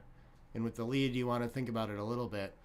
But too many games on the table that we might win if we just go for some sort of offense here. So I like this play. Good find, Mark. Double twos is going to hit, but running out of time to escape that priming structure. Raphaël is going to want a 3 quickly. But even if he starts to crash, he does have 4 checkers behind pretty good structure here. So not really in any immediate risk. But there's a path for Mark, you know, a way for him to get into this now. 5-4, I'm not sure it was worth playing to the deep points. Yeah, we can... Ace-6 from the bar is not really a big deal. So better to go for a long-term distribution there. 6 in and then 5 to... Okay, so there's some cracking numbers now. If he loses the 6 point, Mark will be in interesting shape here. I don't think it's enough to win quite yet or anything like that. But it's going to be threatening for sure if that happens. 3-1 is going to enter, so I think Mark would have preferred to stay out and just wait for Raphaël to crack, have an opportunity to enter with the 6. 4-4 is going to do that. Okay, a 5 or a 6 is a huge start for Mark. He's got a pretty good position here with a small liability in having had to semi-bury a checker to the 3. With the 8 away, 11 away match lead, it's going to be difficult for him to find a recube in this game. But I think we're in territory where it's like, I mean, we're starting to think about it a little bit for money. Still got some work to do here. But the favorite. So he's turned this game around. After being in big risk of losing a gammon. Okay, so Raphaël gets good news and bad news. Gets to step up with the 3, but has to leave a direct shot now. And huge swing on this roll. 4-1 is going to hit it. Wow, okay. So pretty dominating lead for Mark now to have 2 checkers back with a much better board. Not sure the ace matters too much here. I guess we could get off of double 4. Yeah, is probably what he's looking for with this play. Ooh, ace-3 is a huge response. Makes the anchor. Okay, has chances to escape with doubles and things like that, so that's definitely going to keep the cube off for now. But a lot of pressure on Raphael's position here. Maybe the 6 wants to come in to prepare to attack, but really we want to cover the outfield for when he runs, so I'm not sure this is the best way to do that, but a little bit confused with that. So he comes out and gets a direct shot there. Yeah, that was nice play there. Okay. And we're going to find out 5s, 3s, and 1s to take complete control of the game again. Oh, he gets to hit twice. Yeah, I think he's going to go for both of them here. And now threatening a gammon. I think when this works, he's going to be too good. So, oh, double aces. What does this do? It makes an anchor. The gammon threat is pretty low. This is an interesting one to think about a cube on. I think this one we could send it. I think the gammon is pretty unlikely, but so is losing. I mean, we do still need to cover the 4. And if we don't, we're in a bit of trouble. So maybe that brings Raphael's winning chances close to 20? And maybe he's the one threatening gammons? I don't know. But it looks pretty bad. There's probably more gammons than it would seem. Like, it could still be 10% or more or something like that here. So I think I like the recube here. I don't think we're... Oh, it's still too good. Wow. Dramatically underestimating this position with the weakness of the 3-point board. Okay. At the score, I would not be surprised to see Mark think I'd rather have the 2 points in hand and get a little bit closer than gambling for more. But you can also use score logic to decide to wait on this and just like fear making a mistake, sending a 4 cube when you're 8 away and it might come back on 8. You know, that can be pretty scary. At least he gets to use the whole value of those 8 points. But this could be a tricky one for... at the score for Raphaël to evaluate if he gets this cube too. So I wouldn't mind seeing it get sent. I think it's not a big error to commit to potentially end up with your opponent tanking. I don't think we want our opponent to escape with tempo when they roll a 6, so I think I'm cleaning up 7 to 3, even though it looks really impure. But wow, it's pretty close to just come off or play something bolder than that. Very interesting. More gammons in that somehow? Okay. I guess just when we don't get it. Oh, and Raphaël rolls the 6s to completely turn the game around. Wow, and now he's in a big lead, and Mark has nothing. This one's had some big swings in it for sure. And the ace-3 is going to crack the board too. Wow, what a devastating sequence for him. 5-2 is going to have to leave a direct shot, though. That's pretty wild. 4-1 was better for Mark there. That's an interesting find. I don't know how you don't just clear from the rear. Yeah, what's better? I guess he could... I'm not sure if there's a big difference, but I would think to get closer. Maybe it doesn't clean up as well. I don't know. Wow, there's a big difference on this too, though. There's tactics and a lot of rolls to go through, apparently. 3-2 is going to whiff, so, but you can slap the ace. Unlucky to miss again there. 4-1 gets to make the 6 for a roll. I think that's better than leaving the indirects. Even though he just has to clear it next time, it feels nice to get the checkers in and maybe get to bear off next roll. But 7-3, 10-9 is a candidate for sure. Might be more flexible. Got to do some calculation there to figure that one out. 6-5, okay. Not a bad roll for Mark at all. If he can get around and salvage his board, he still has some winning chances here. Ooh, double sixes is going to solve a lot of those problems, though. And now, after being at risk of losing another 4 points almost, getting really deep behind in this match, Raphaël could potentially end up taking the match lead with a gammon here. That'll happen sometimes, not too often. Huge swings in this game. 3-1, Mark is going to spend some pips coming off and no risk of being pointed on other than double aces, so I think it seems like a reasonable time to go for it. And needs a... Okay, the 6 could slot the 6 point, but he's going to go from the back instead. Interesting. I want to be prepared in case I get my ace to hit or something like that. But I guess maybe we're not really that prepared yet. 4-1 is just going to come around. Sure, gets double threes to close, but would have to leave after that. I guess it wouldn't work. And so with the imperfect board, usually if he has the closeout, he can stay for the coup classique. Here, I think it's better to just save the backgammon, because the aces aren't going to do that much work for you anyway. No, he's right to stay, though. Wow, I might have made a big mistake there. 2-1 is going to get the coup position, though. Okay, so this is good enough to play for. Needs an ace or a deuce with a 3-up, or double aces could work too. Double twos can't cover it, but this is a start. He almost wants to be recirculated, I guess, to get that other checker. I don't know. It's pretty risky. It's a scary proposition, but maybe a 6 isn't all bad here. I think he's going to close and then maybe take an opportunity to bear off from the ace point first later. But like here, I think you have to leave it slotted. Can we afford to play in? We don't want to get double hit is the big problem. So maybe 9-5 with it's okay? Yeah. This is a difficult decision, though. It's scary to play these wide open, because if we get hit with that 6, we can definitely still lose a lot of gammons. And the occasional backgammon, as we can see too here. So it feels nice to just lift or something. But yeah, we just can't bury another checker. That's unfortunate. Okay. I almost would rather be hit with that 6 for wins. 6-2. So, oh, sorry. Our opponent fanned last time, so we'll make sure we get that right. And then Mark has a 6-2. And so, yeah, after lifting last time, I don't see him not lifting this time.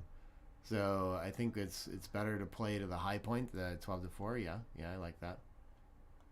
And now the thing is, like any 6, a 6-4 is just like immediate loss. So, yeah. It's unfortunate to not be recirculated on that one.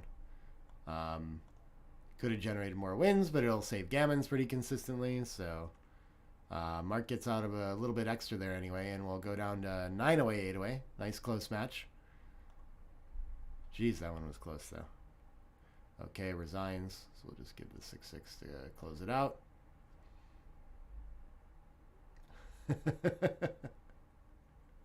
They both seem to be noticing the swings in that one too, laughing, having a laugh back and forth a little bit after that. Pretty wild.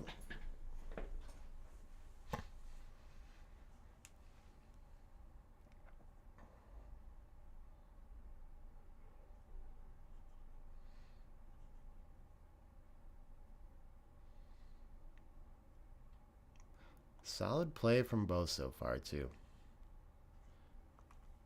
4-5 is going to split in general. Not really much score influence going on at this score too. Aces, standard point on head and make the bar point with the checker on the 24. Small advantage for Raphaël to start.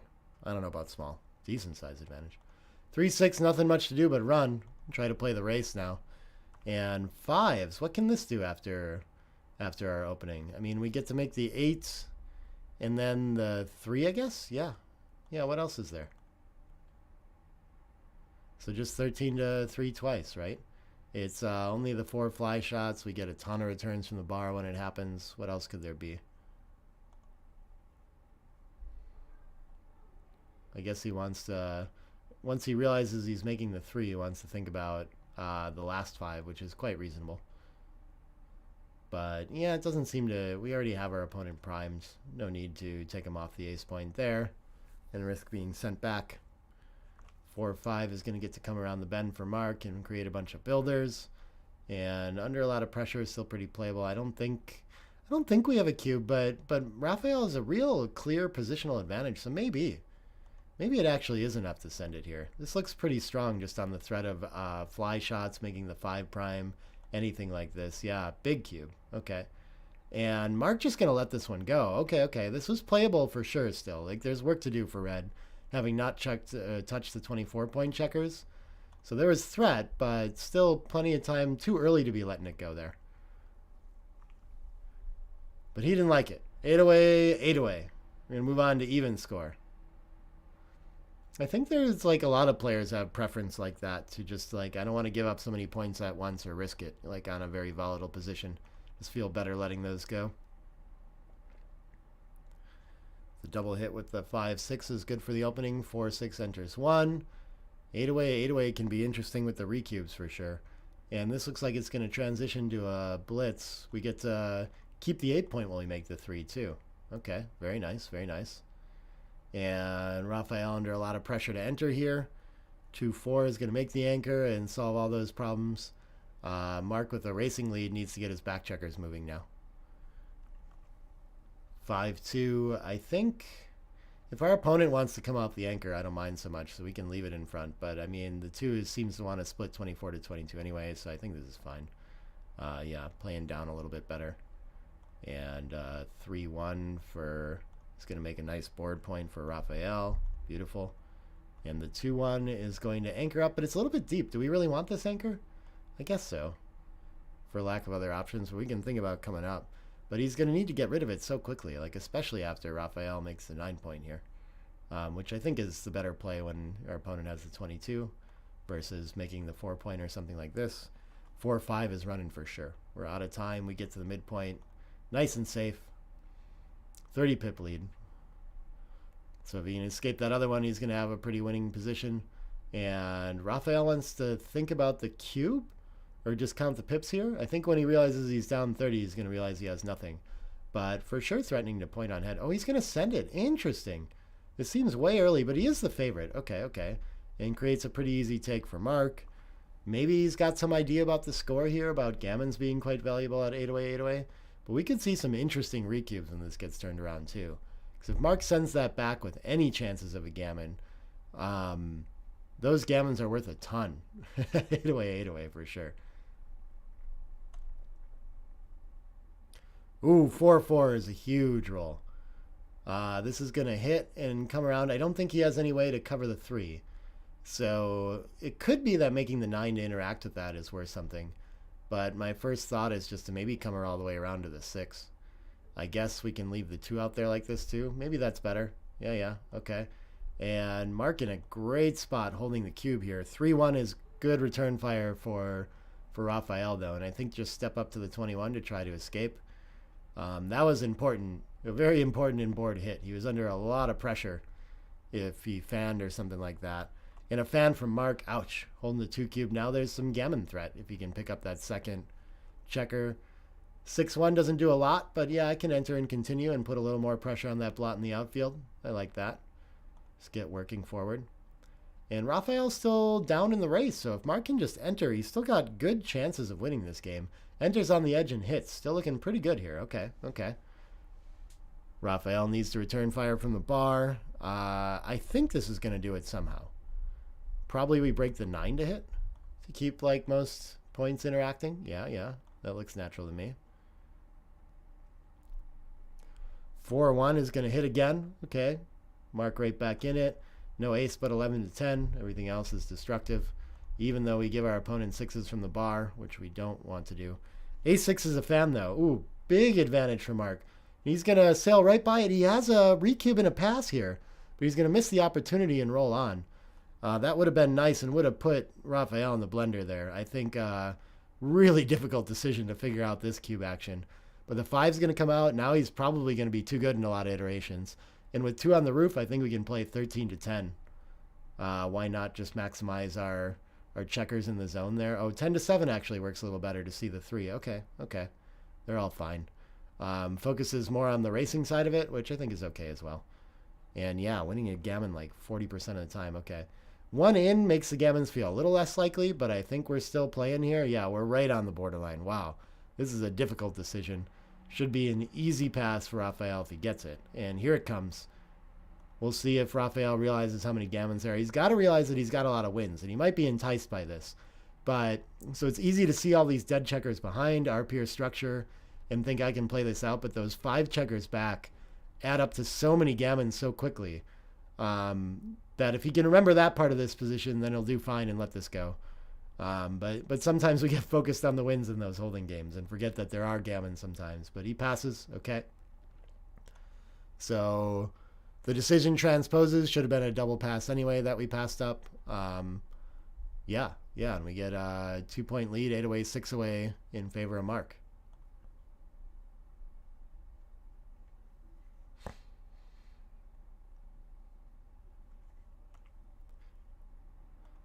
The exact adjustments of this score are a little tricky. It must be like a small change, probably like half a window or something. I don't know if this makes sense.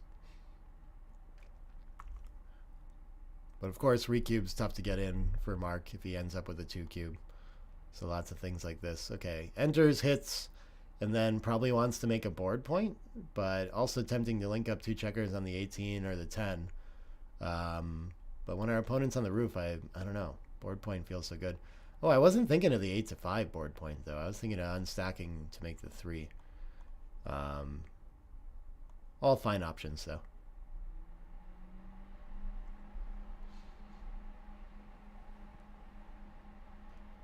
Trailing in the match, I guess, pushes us a little bit more towards an offensive play as well. I don't think that's the effects that we're seeing here.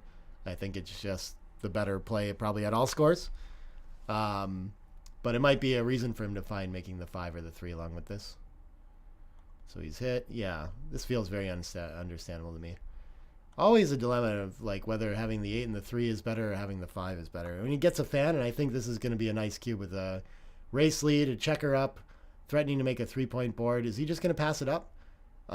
Maybe I wouldn't send this at normal scores, but I'm going to use this score to realize that I can be a little bit more aggressive and get in a nice one. And it's right on the cusp, so it's fine for him to pass up.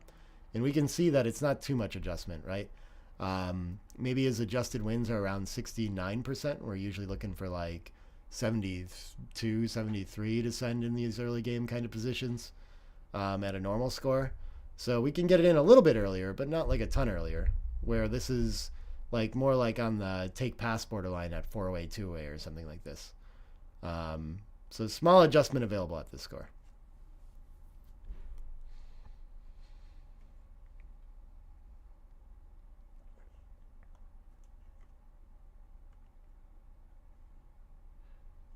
All right, double 3s is a huge improvement. This is likely to be a market loser. I think he gets to make the anchor as well with it.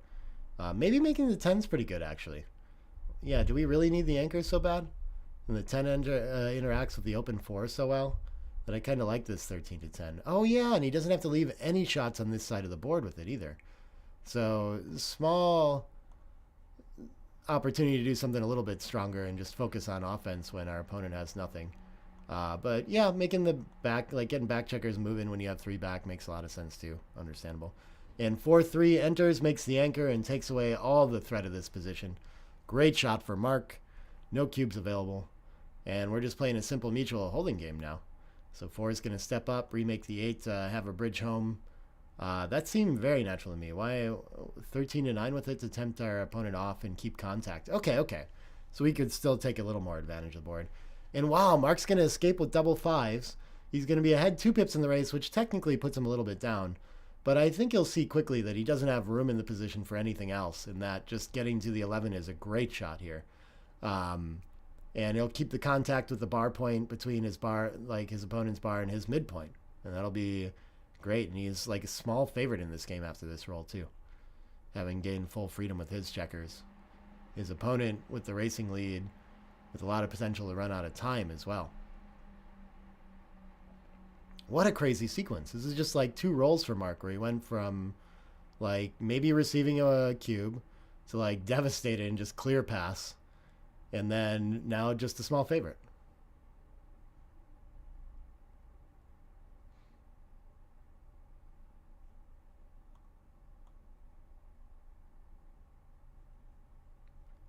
Taking his time to work this one out. Okay. Finally makes his decision there and plays out. Good move, Mark. And the 2-1 is going to play down into the 10. Okay. Yep. Pretty normal holding game now. 4-3 can make it into the 6. Sure, why not? Really, he needs to work on the bar a little bit just to threaten his opponent from escaping. Okay. Raphaël going to take back over the racing lead with this. Good shot for him. But can't afford or can't escape from the 18, blocked by the 11. He'll take it, but yeah, I think his first instinct is right here. Making the 4 point seems really strong. Giving up the midpoint seems fine as well. But maybe he wants to keep the bridge for a roll to allow him to roll some certain 5s, 3-2, something like this to get a checker, that third spare from the 18 working. Yeah, interesting. That must be his idea. Doesn't seem like so crucial here, but it's reasonable. Interesting that the best play is like so doesn't even care about the board really, just spreading out for racing distribution.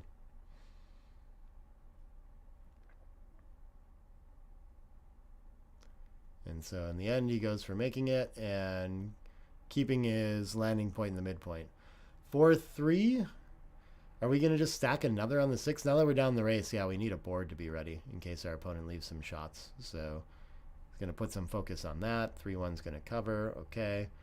And yeah, Raphael's left himself a little bit stiff with his idea.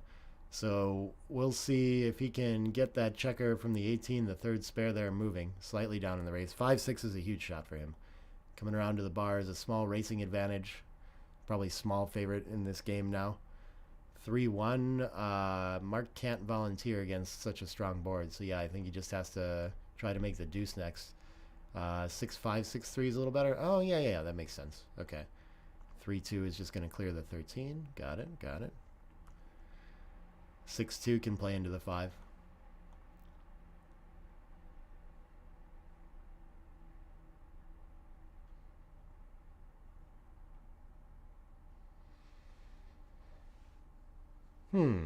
What does this play be that he's thinking about? Clearing the 8? I guess he can make 2 board points as an idea too. 8-2, 6-4, but I think these are just all overplays really.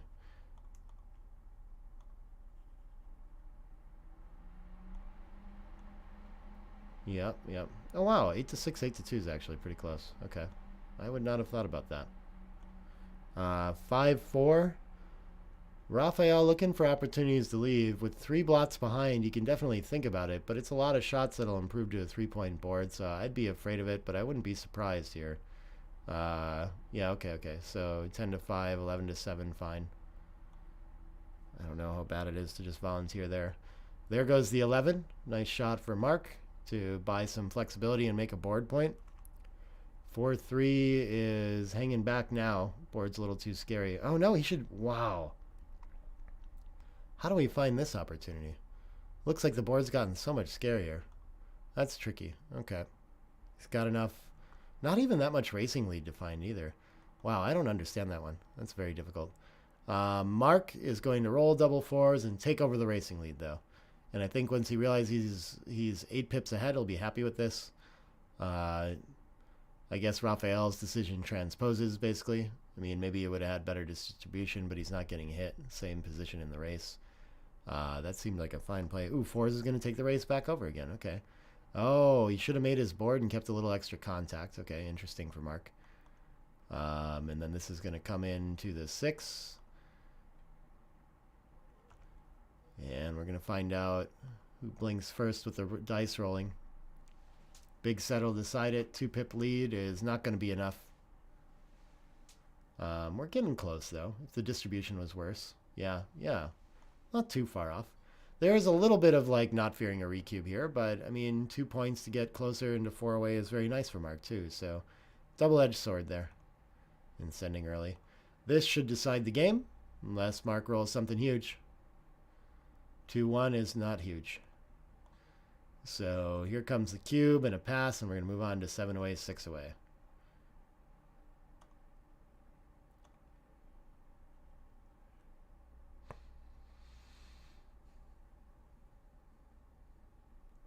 It's been a good battle. On to game 12. We're starting to work through more than 1 point in a lot of games here. I don't think we've seen a gammon yet, though, have we? Interesting. All singles, and occasionally on a 2 cube, but not that often. All right, 3-2, standard splitting play. Not much adjustment at 7 away, 6 away, of course. 2 is going to hit loose. Just on the recubes, we'll see some effect there, but not really on the initial cube. 4 is going to hit and probably continue, trying to consolidate a racing advantage in checkers back advantage.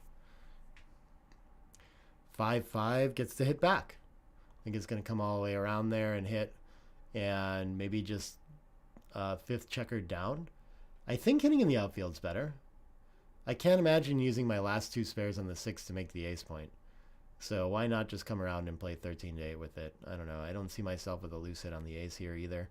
But we do have 9 in the zone. I guess it's reasonable to think about. Yeah. It just, I don't know why we need to do something. I guess 13-8 feels anti-positional too, is the issue with it. But not really much of a solution to hit loose on the ace and spend that. Like, maybe with 5 on the 6, we'd be more inclined to do that. Oh, he's going to start over here. Yeah, the blitzing play just looks weak. Doesn't pick up enough in the race or anything. Oh, yeah, we don't really have 2 points or anything. Oh, we got John asking about the 2-hand rule. I see that all the time.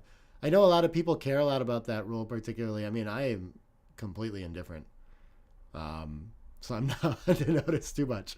And it just seems easier sometimes. I don't know. I guess I understand the argument is that it can be harder to keep track of if we're using 2 hands or something like that, but I don't know. Let's play backgammon. Yeah, I think his play B is hitting loose on the ace, but maybe he's looking at pointing on the ace somehow. I'm not sure. 13-8, though, is the best of it, and he finds that. Well done. 2-4, I think close enough race to enter high and cover the 11. Sure, but we are under the gun against a couple mountainous stacks there. 6-1 can make the bar point and leave a direct 6. I guess that's what it has to do, huh? Wow, that's very close, yeah. Wasn't sure about that. It unstacks the 5. Okay, Mark hitting for sure and continuing to safety. Very nice roll for him. 6 away, 7 away, clear advantage in this game, but still work to do to cash it for sure. 6-2 is gonna, I mean, he's playing the simple game, so I think he's just gonna hop out and try to run, challenge a stripped midpoint. Everything about that looks nice.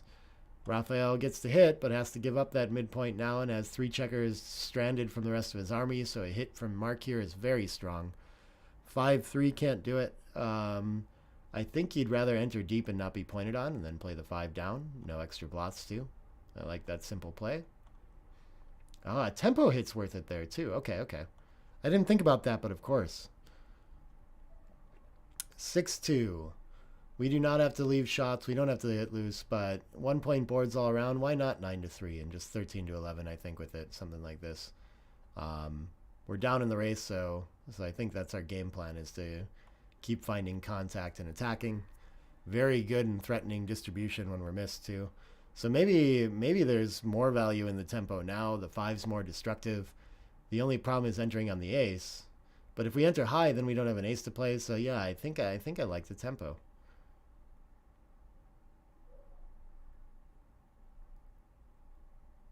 We'll see if Mark can find this. If it wasn't on his radar for last roll, it can be harder to find. You know, I got to see, I had the benefit of noticing that was an option last roll, and now it seems more clear. So easier to find when you're seeing the feedback from the machine, kind of like this. 6-4. I think it really wants to cover. Yeah. And then what is the 6 doing? Hopping out to the bar? Reasonable. I guess, and not slotting and things. Yeah. It's just not that much else. Nice productive roll, close race, all these things.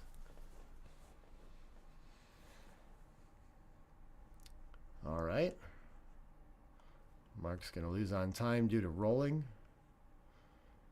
3-2, I think is going to try to step up and see the light and just play 8-6. I think he's still, I mean, his simple game plan's getting weaker and weaker as Raphaël develops, but this is what he's got. 3 checkers back, just a 2-point board, still down in the race a little bit. I don't think the threats are enough to send it here. But Raphaël going to pause to think about this one. I think he's got some work to do.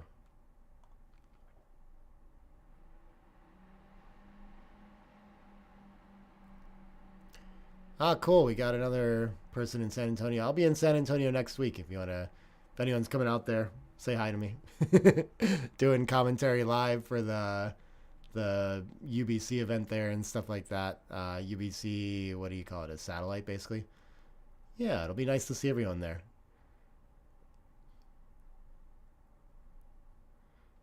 Welcome to the chat. Oh, Bill Riles wishes that rule wasn't disregarded too.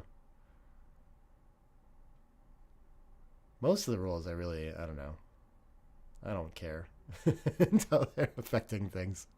I guess, I don't know. They have to be there to not have disputes and things like that.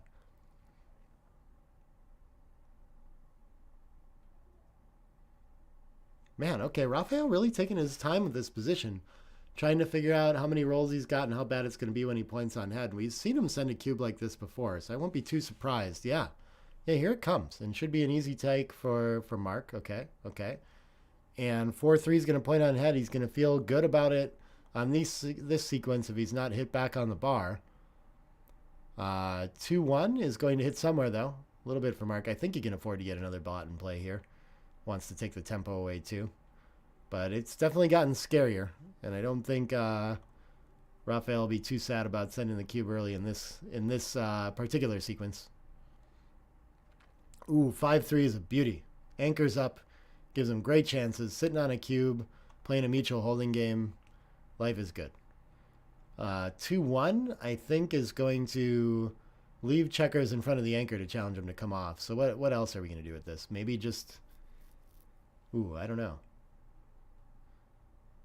I don't know what's like most constructive. Just cleaning up that 11? Yeah, I guess we don't get returns from the 11. I think that seems reasonable. I'm not sure what to do with this. Yeah, plenty of options. What we don't want to do is like worry too much about cleaning up the blots in front of the anchor. That's the main thing. There's a lot of ways to do that. Okay, so we can make the bar point, but we enter in our very rigid there, so it's not like super clear to me, but okay, yeah. We can think about even splitting just to try to escape and not deal with priming risks. 6-1, wow, beautiful shot for Mark. 4 prime in front of 3 checkers now, and wow, instead of stepping up to the edge, maybe the priming threat's bigger there and you should play 22-21. Finds the right play though, okay. Mutual holding game with some priming value for Mark, so I think he's doing very well here. I don't think he is under so much pressure that he needs to slot here. So probably just 13-11 and 6-5 and deal with a couple fly shots that creates.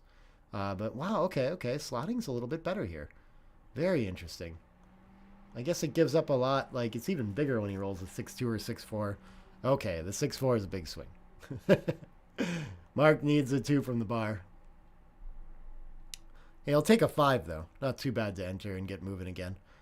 Still has good chances with this prime in front of the 22. 6-1. I think we're just playing simple and waiting a little bit. I don't think he needs to run against all these checkers in the zone, so we can clean up the 12-6, play 3-2 or something like this. A little better to keep the checkers on the high points than to play 2 to ace typically. Oh, he should run out with it though. Wow. These plays are like really escaping me. Why does he need to come off here? It is the butterfly anchor, and the 22 tends to do this to us, and as soon as Mark makes any improvement, it's going to get harder. There's another checker coming to the outfield to contain and make it even more difficult to hop out. So I guess this must be why now is the time, but I would have an impossible time finding this right here. Very difficult plays. I think Michi knows these. He's written about them and lectured on them enough. But I find some of these like butterfly anchor decisions some of the most challenging in backgammon, to be certain. And Raphael's spidey senses seem to be tingling here. He's thinking about it.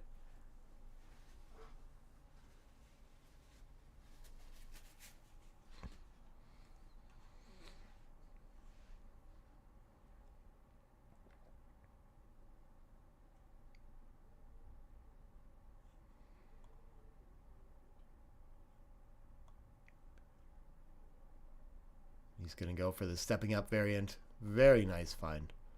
That's an impressive play. Let's see if Mark can pounce on that. Big opportunities on this now. 5-1. I think that's going to come out from the back and hit loose. I think he has to play into the contact now with a racing deficit.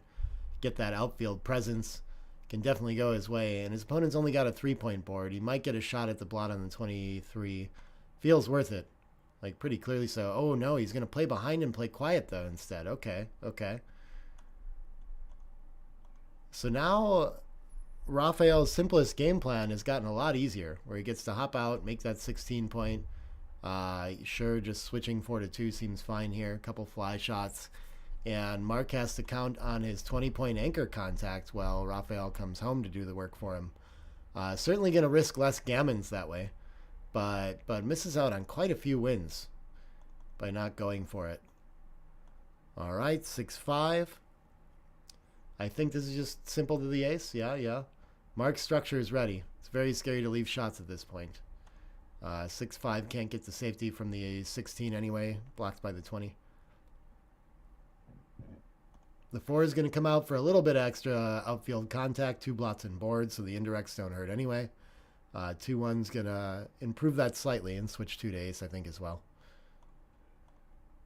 So Raphael's board getting ready for the contacts coming. Interesting. Oh, 4-1's a little better. Oh, yeah, no blots and board is an option. Okay. I would have found the better points his way, too. All right. Mark slots the next point. 5-4 is decision time. Do we give up the 8 or the 7, or do we volunteer the indirect with the blot and board? I guess it's not a bad time. Yeah, and with the big pip lead, even if he's hit, he can still turn this around and win that way. 5-5 does not get there and doesn't catch up in the race either. But I've made mistakes on these ones. Sometimes the 20-15 actually generates the best contact with that blot, and we want to keep the direct with that still. There'll be a number of rolls that don't make it by. So I think probably 20-15, 16-6 makes a lot of sense, but not sure. It could be that he wants to stay back and have the opportunity to give the 8 and 7 trouble clearing later. Oh, he can keep the blot on the 16. Okay. I would make that like a big mistake in releasing additional contact there. But yeah, I'd be missing out on the opportunity to cover the 3 and get ready for contact. So yeah, that's very important. That's 8.5% difference in wins. That's huge. I guess that's just like all the 7s that our opponent rolls. We get a monstrous opportunity to hit back in there. When he doesn't get by, we're so much more ready to hit the blot. Okay. These late game decisions are just like so all or nothing. Very difficult. So he starts there. Yeah. Okay. Look over the options. Cover. Oh, we could have a 6 prime. That's cool. Hard to keep it though.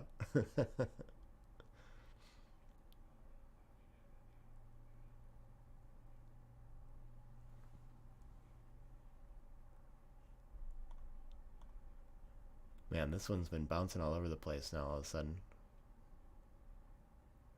Oh, he seems to be looking at... I think he's potentially going to find the best play here, too. He seems to have the idea that he wants to stay for the contact.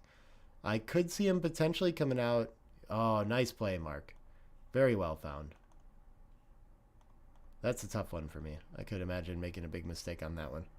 Aces is going to play simple and fill in the 5-point, and now Mark's 20-15 play is rewarded.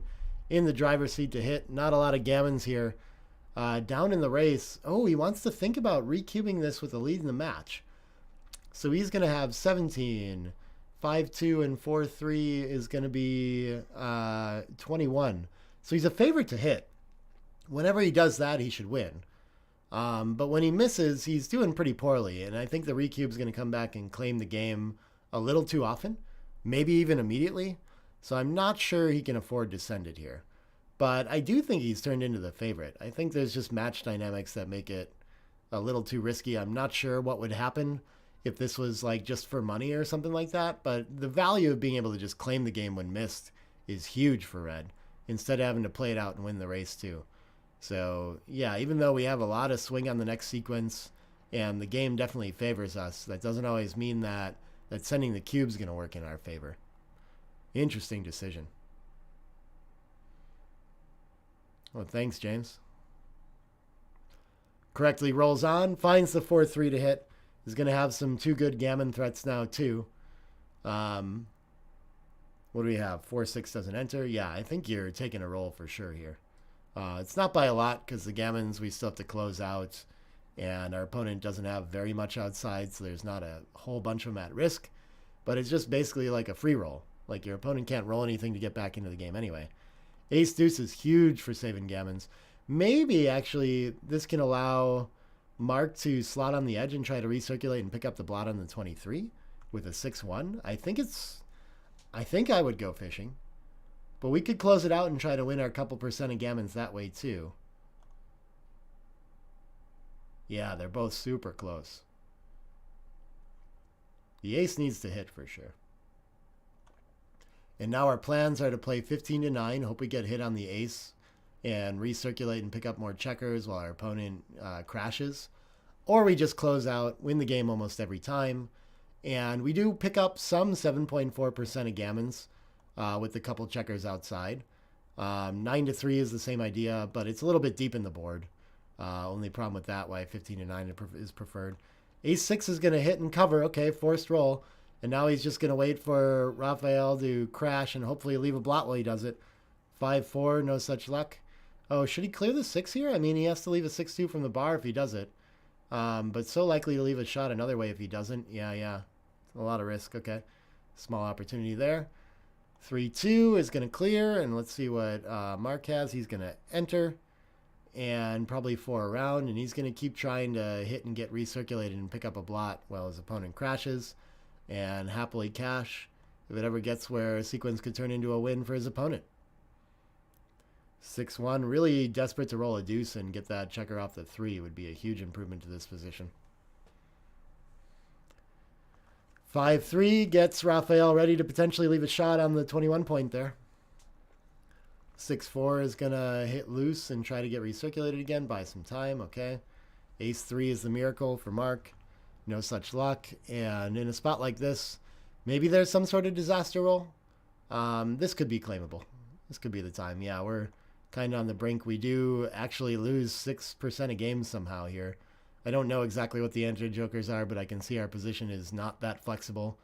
And like the chances of winning a gammon here are pretty remote too. So for me, I would like to see Mark claim this one, but he's technically too good by 0.004. So perfectly pick him position, pretty much whatever he wants to do. He's going to send it back though. Nice play.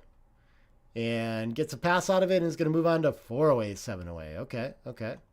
So Raphaël, unfortunately, punished for his early cube with an extra point loss there.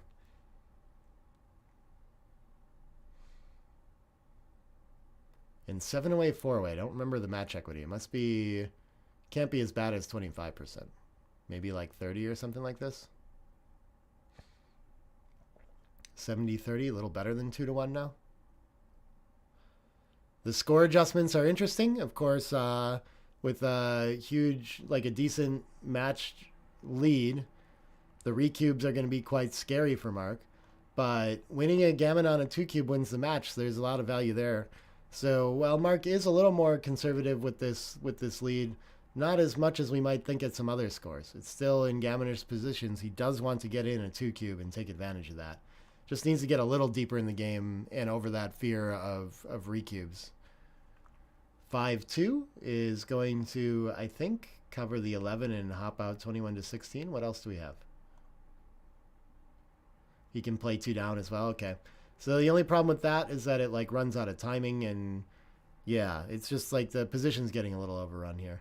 This I think wants to fight for the edge of the structure and hit 6-4. And then the 6 I'm not so clear on, but 24-18 looks good now with all the stripped points out there.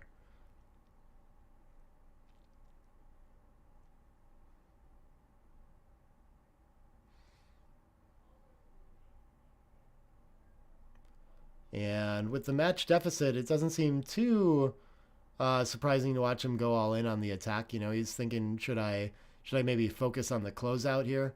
But I think it's just, you know, it's less about that. You don't really need the extra material in the zone at this moment. And getting the back checkers moving seems to be kind of a challenge for both sides in this position. 4-1 is a perfect response for Mark, though. Going to hit 2 checkers. And this is the kind of position where if Raphaël doesn't perform quickly, like where the cube could come here, with like pretty valuable gammons. I mean, this is going to be too early, I'm pretty sure still. Maybe we're thinking about it at money. Yeah, we're like probably on the cusp. So you can see the effect here that we're actually like waiting probably a little bit longer already at this score, but not by a ton. So we're probably like one small sequence away. Aces, I think we want to make the rack, but of course we could play 11-7 and make the leave no shots from the roof. Maybe that is better here. Yeah, I don't know. Oh, wow, the blitzing play. I didn't even think about this. The double hit. He's got 11 in the zone, and he's taking a look at this, too. This is a very nice heads-up play. At 4 away, I guess it's, like, kind of worth it here. This is tricky to find. It's so hard to, like, the next best point on the board has to be either the 4 or the 7 here. And you can make either of them. So to pass that up for just loose hits and board is very difficult, but it puts 3 on the roof, prevents all the anchors, keeps the blitzing game plan open.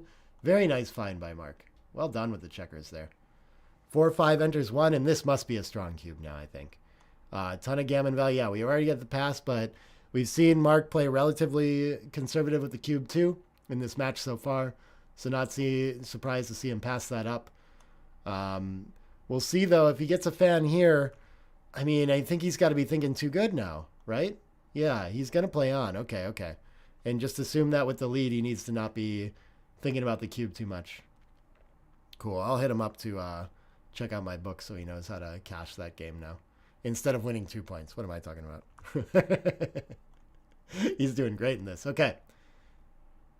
So this is a pretty pivotal game now, likely to take it to 7-away, 2-away, unless Raphaël can perform some sort of miracle. But miracles happen almost every game in backgammon, so we'll see here. Long way to go.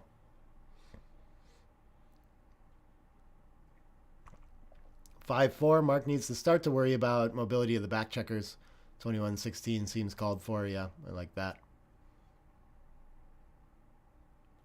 6-1 enters. Okay, so Raphaël really hoping to be able to anchor up there before Mark can blast away. Doesn't get a 6 or an 8 to do it, so the 3's in to create 5s, 2 steps up for mobility, and huge swing on an ace here. No such luck. Fans again. 6s and 5s are hitting loose for Mark, I'm pretty sure. I think he'd happily give up his prime to prevent the anchor at this point. And the 4 can come out to the bar. Sure, sure. A little bit extra mobility. Ace at least buys the chance to make the anchor. No such luck again for Raphaël. And double aces can't cover. Interesting. Okay. I think, yeah, I don't think we need to do anything like switch and create impurities in the board, but it's not so bad to play 2 days twice, I guess. Maybe that's reasonable. Or 2 days once even. Okay, he just makes the normal play. Gets a little closer to covering. 5-6 misses again. Double 2s is going to cover. Beautiful shot. Yeah, I think just keep going from the 18 there. Aces and deuces aren't going to crack. So make sure that all our big sets work and things like that. Don't get stuck back with an extra checker. 6-2 could bring 2 around the bend, but that'll leave a bad double 6s, I'm pretty sure. So yeah, this will work. This makes double 6s work. It's going to play a lot of checkers to the ace, so we don't really love it if we roll that either. 2-1. So 2 down, and we can play 6-5 to get off the 6s again. Plus, we don't really want the spares high anyway. He's going to be thinking about a pretty safe bear off. As long as he doesn't leave a shot, he will be a huge favorite to win the gammon. But if he can start to take a couple checkers off against 3 up, there definitely are backgammons possible here. So depending on how well this goes, he might have to start to make aggressive plays for that. 5-4. I think we just clear from the rear. Yeah. We're not thinking about the backgammon yet, but it's getting close because of that. Another fan from Raphaël. So another safe-looking bear off here. So if Mark starts to get some fans and like 3-1, 3-2 kind of stuff, maybe he'll start thinking about the backgammon in a position like this. But it's looking more likely to be a two-point win. Double 6s is going to solve all the worries about backgammons and basically lock up the gammon. Is it possible to save it? I should look at the percentage there. Yeah. Less than 1% chance. 0.1% chance according to XG. But I mean, all these sets must be the way to do it. He's going to get 4 important crossovers there. A little bit of PR grinding too, keeping the checkers back to keep the backgammon decisions. I don't know if he submits to BMAP or not. I think I've got a good enough transcription for him going here too. Sometimes I screw up. Okay, he's going to play, yep, all the crossovers. Sure, sure. Maybe some sort of diversification would be nice, but yeah. Should be fine since it's a virtual lock to lose a gammon and save the backgammon. Double aces? Oh, there we go. It's going to keep 2 crossovers with that, but then, of course, the other 2, nothing to do with, really.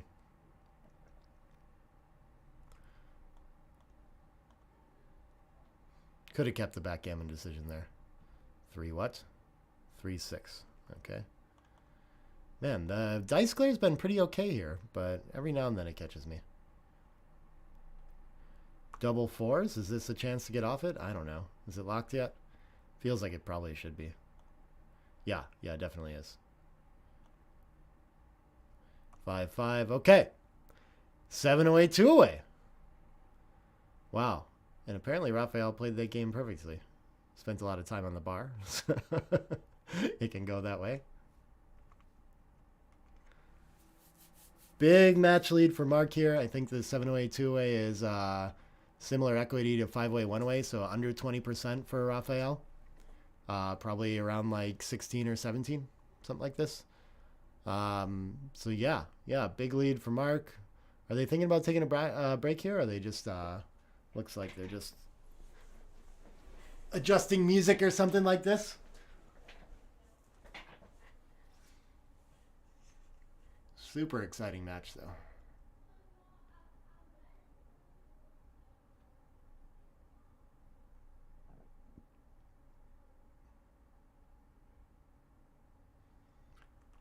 All right, the 1-4.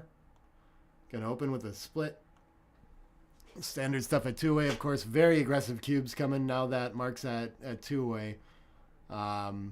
In gammon-ish positions, but if it gets to a race, then Mark will be pretty happy to take something.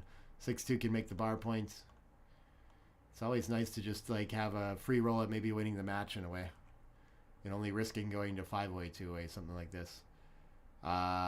Sure, he runs to contain the outfield. Yeah, I don't see any better option than that. Okay, even though he's down in the race. 5-1 can play down and step up to the 22 maybe is the better split. Oh, he should come out to the bar and play. Okay, yeah, very close stuff. Double 1s is going to make a nice priming structure. And is this going to be enough advantage for Raphaël to get a Cuban after being hit? Probably not. But things are looking good for him structurally here for sure. And Mark's given up his outfield presence entirely. I guess a lot of gammon threat to the position. I don't see it. I think Raphael's got the advantage here, but not by enough with gammons to see the cube. Oh wow, the advantage is pretty good positionally though. This would be a pretty nice find. I guess I can make sense out of it.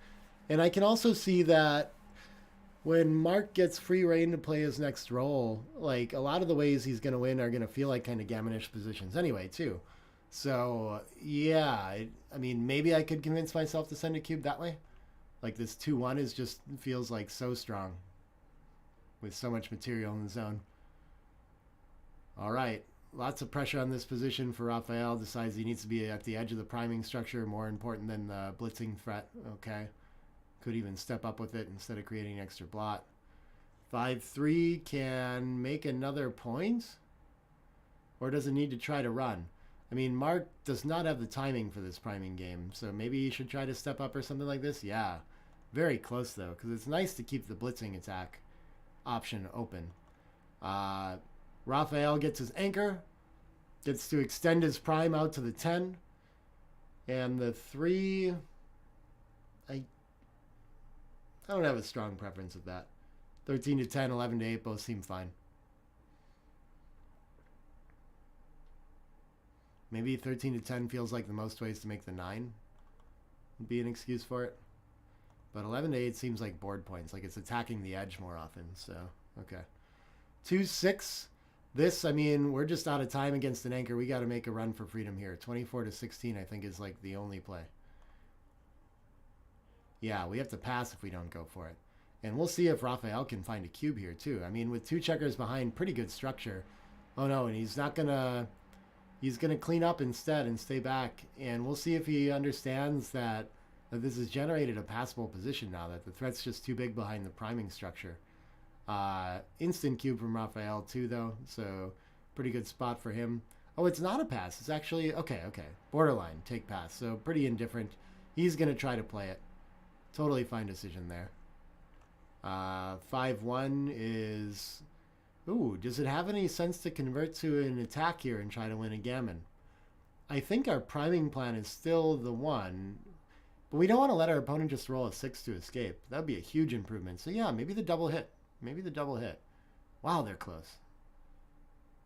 We're outboarded, though, so it's playing into, like, the wrong game plan, and our opponent has the advanced structure in the attacking plan, so kind of goes both ways there. It's a tricky one. All right, he gets hit back, still one on the roof, and Mark in a pretty good position here now. 2-2 is a huge improvement.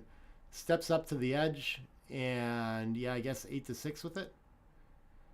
Unless we want to save 6s and play something else strange. But I think we want to be at the edge, but we're still well primed and having to interact with that 10 point. So, I mean, it's a little tricky there. I don't think it helps to be back further, though. Like, you don't have any shots out on the 23. Yeah, I understand this 5-3, I think, is to keep some more playable 6s is the idea. But, of course, it also is not fun to have to bury behind. All right. Raphaël entering is probably good for Mark's timing, actually. 5-3, though. Yeah, it's so destructive to not run. I think he's got to try. Can he really afford to tempo hit and play in like this? I would just go. Okay. He's going to try that. And now, even if he gets away with it, he's going to have a lot of pressure to roll 5s and escape this priming structure. Raphaël going to hit and hop out immediately and preserve his timing to keep those checkers primed for sure. 4 is going to enter and ace is hitting. I mean, we have to take him off the edge here. 3-2 actually a close candidate. Very interesting. Okay. And if Raphaël enters deep, Mark will have some chances. If he rolls the 4, then there's a ton of gammons likely to catch us up to 3-way, 2-way now, which is like a 60-40 match. Huge improvement. Okay. So Raphaël looking likely to be right back in this at this point. Spreading out to try to make the 9 makes a lot of sense to me. However we want to do that from the back checkers. I like this. 3-2. I think we really don't want to hit on the ace. The checker's already where we want it. So maybe we just give up the 8 here and enter high and be able to see the light with our 6s. But wow, what is this tempo hit? I guess we really don't want to be 6 primed or attacked either. But it seems so strange to like help our opponent get to the edge. Nice fine Mark. I would struggle with that play quite a bit. 1-3 is going to hit and step up to the edge. Beautiful roll for Raphaël.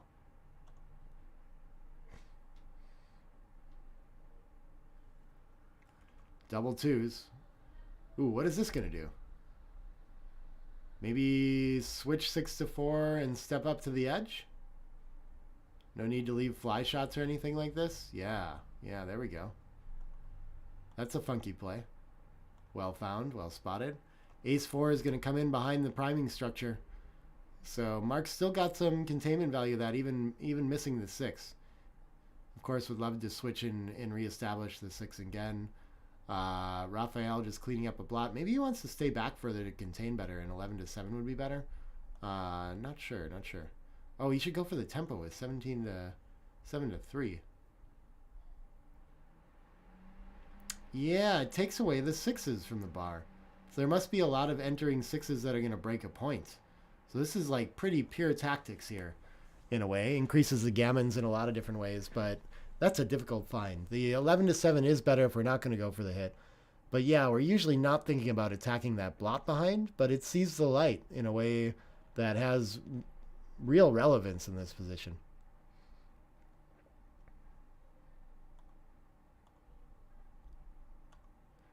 Interesting position. Oh, did it on plus plus decide that it was okay? No, it didn't run it.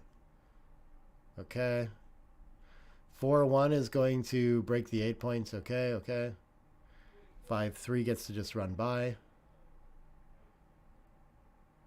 Yeah, it doesn't want to break the 8 to point, but okay, okay. He's going to step up to the edge and clean up that indirects. Again, the tempo hit. We're so much here. He's going to get one of these situations where he gets dinged multiple times for not understanding the same concept. Always annoying on the PR when that happens. 4-1. Starting a point seems great. Oh, he could start the 6 though instead. Maybe that's better. 7-2 is best. Okay, interesting. 7-6, 7-3 I really like. 5-4. What can this do? Has an opportunity to lose it again. I bet that's going to be the idea once more. And probably we're not going to see it once more. It's starting to get tempting to switch off the 8 at least, but I think he's going to continue to prefer the structure. And the containment back here on the 16 is nice too. If our opponent hops out, then we get a chance to send the checker back behind the structure again. So he's just rolling home with a different idea here. Makes a lot of sense though. They're relatively close. Cool, we got over 90 people watching now. Welcome everybody. Nice to have you here. We got backgammon all day today. I'm on 3 matches today because like the undefeated semifinals got postponed a little bit. So I'll be doing something in the second chance bracket after this match. And then we'll have the second chance finals late tonight. 3-1, yeah, looks nice to just make a board point. Mark's still trying to hold on, save gammons, things like this. There we go. 4s is finally going to be forced to make the 3 and take away those 6s out. And I think the rest of this is probably just simple, 16-8. Yeah, I mean, we could take the opportunity to clear the 10, but right now it's doing a good job of making 6s from the bar bad. So I think we want to keep it. 5-6, fans, okay, gammon's getting higher. 5-3. I think this is just going to clear now. We have such good distribution to point behind. Again, unfortunate to have to give up those 3s, but I mean, everything else is just playing behind and a little too destructive, so the time has passed. I think we got to give it up.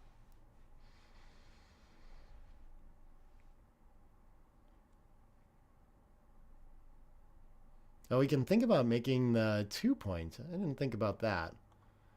It does leave shots when we don't have to otherwise against a 4-point board, though. Probably creates a lot of rolls that play a little bit better, too, so hard to talk yourself into 4-3, 1-6, 1-3. And the follow-up could be awkward, too. We might have trouble clearing the 10 after we do this when our opponent just enters. So, yeah. Interesting heads-up play. It does win a few more gammons, trying to find a way to make his opponent fan a little bit more. But a bit of an overplay in this situation. Yeah.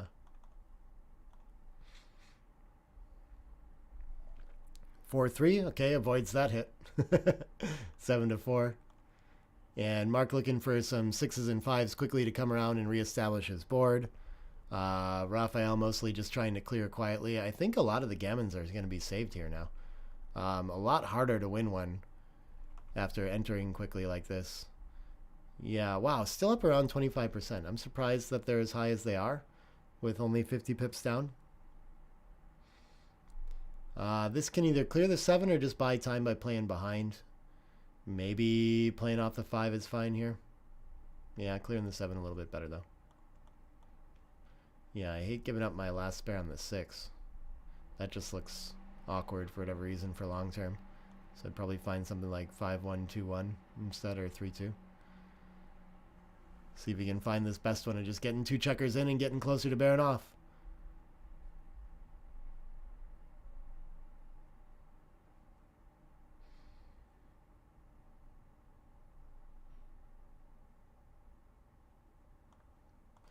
Yep, keeps the 7 in place to help him clear the 8 later. Understandable. Distribution looks good. Yeah, Mark would have been so happy to have an open 7 point to run with 3s there too. Instead has to bury checkers, so that works out very well in the rollout of 1 for Raphaël. Clears from the rear now. See what Mark comes up with here. A 4-2 is going to get a checker moving. Help on saving those gammons for sure. Still somewhat winnable, but it would be tough even if he got the shot. 3's no good for clearing, so Raphaël just going to have to make the board for now. 6-2 gets to run another checker from the back for Mark. 6-2 finally gets to clear safely. Next 6-2, no good. 3-1 looks like 2 crossovers. Where's he at on the gammon race now? Yeah, down into the low teens, okay. 5-4 can clear from the rear. I don't think we want to play aggressively for gammons anymore. And that's a 0 position after we do it. No shots left next roll, so I think just clearing makes a lot of sense. But he's going to take checkers off instead. Okay, understandable. Wins a fraction more gammons. 2 gets to... Oh, maybe... It's awful tempting to like deploy those spares from the 4 point and hope for contact, you know. But he gets the crossover. Maximizes chances of saving the gammon with that, I think. 5-1, yeah, now it feels like time to take 2 off. The clear looks a little bit weaker, can leave some shots. 6-5, gonna run 1, maximize pips used to get around. Yeah. I like that. No real threat of being hit here, I don't think. Except for double 2s. 5-3 is gonna clear safely. It could start peeling again too. Yeah, so finally he does clear when it's actually getting worth it to like play for the gammon and not so scary. 5-2 is going to come in and only waste 1 pip in the gammon save. 5-4, 5-6, and 6-4 all going to leave a shot. Mark gets his chance at an ace to potentially turn this around and win it. Taller to... Oh, wow, the ace deuce. And he goes from having to worry about saving a gammon to maybe being able to win this game and the match in this game. This is huge. The closeout is going to put him at a significant favorite, good enough to cash the game for money. So a 2 urgently called for Raphaël to stay in this match. Some awkward rolls now if he can't close out. 6-1. So the 6 comes in. I don't think he needs to slot for the win or anything like this. We can just spread out for now. But eventually that might be an idea. And we can see he's a 2-1 favorite to just win the match on this game now. Huge swing in the luck here with a lot of money on the line. Big stuff happening here. 2 checkers off. Yeah, I think he's going to give up on closing out the 2. So... Raphaël going to have some nice contact there through the end. Unless some 4s switch or something like this. 6-5 going to take off and play safe for Mark. And looking good too. Even an entering 6, not so strong for Raphaël.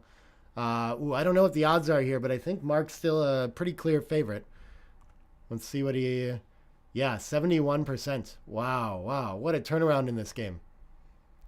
Devastating for Raphaël to go that way too. To be thinking about the gammon and then all of a sudden be... on the ropes for surviving this match. Ideal scenario with that, holding that 2 cube is just that you get a chance to roll it out. And even if you lose, it's not so bad. All the pressure's on your opponent. 5 in, 3 off. Okay, I can't tell. I don't think Raphaël is catching up enough here. Mark with many more checkers off and continuing to take 2 off a roll, not missing with those deuces at all. That's huge. Helping him a ton. 4-3 and Raphaël finds a miss. And that actually takes him off a roll too. So that was really important there. Bad shot for him. Gonna need some sets to stay alive here. And otherwise, Mark Ferrin is going to be your undefeated finalist playing in the finals tomorrow. All right. Just a couple more chances to hang on. I think he needs a set here. He can't do it, and that's going to decide it. Not enough time for him to catch up now. The 2-5. And wow, there you have it. Your undefeated finalist, Mark Ferrin, taking home a big prize. Super nice conclusion to that match there. Yeah, amazing stuff. Looks real excited to be moving on there. Raphaël is going to have to move to the second chance bracket and fight his way back. We'll look at all these outcomes and exactly what's happening with it. But man, what an exciting conclusion to that. That was, oh, you heard for him for sure. If we look at this, oh yeah. Hold on. We'll just do, actually resolve the match and we'll be able to review it. Then we'll look at this match progression here. And I mean, like, he was really climbing back into it to have good chances, and just like in that game alone went anywhere from 15% to win the match up to 30 until he like lost it there. Was a big favorite in the match for a little while too. But yeah, exciting one with a lot of swings, lots of peaks and valleys in the progression there. Super exciting stuff. What do we, yeah, so let's kind of look at we looked at the payouts there too. If we take the player room off there. So Mark securing that 1,600, and he will go on to the match where he will either win 6,000 or 13,000 pounds up top.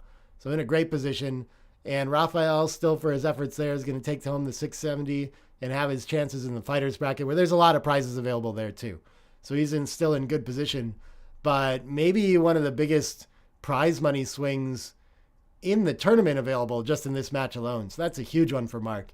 Super excited for him to accomplish that. If we go look over at the brackets now, let me pull those up real quick. We got, so let's look at the fighters side. Can I see enough of it here? Let me see where the undefeated finalist, is going to come in this round here. We see advances all the way to here. So that's going to be Raphaël. And that's going to put him in the quarterfinals. So he's going to have to win next round, win a semifinals match, and then the undefeated finals, or the defeated, second chance finals to get a chance back. So if he can win 3 more matches, he can make his way back for a rematch against Mark tomorrow. But there's such a huge difference in having to play 3 more matches and grind that out on the other side of the bracket versus Mark, who gets to go to his hotel room or out to the beach, whatever he wants to do, and relax now and prepare for that match tomorrow. So really big stuff for him. Congratulations to Mark. Well played match by Raphaël as well. And we'll figure out what sort of quarterfinals, semifinals, fighters bracket, second chance bracket action we're going to have here coming up. But we've got another match from that happening before the second chance finals tonight that I'll be on commentary for as well. So I'm going to put this on a short break and close out, and we'll come back with the next stream once we decide what that's going to be. Thanks, everybody. Bye for now.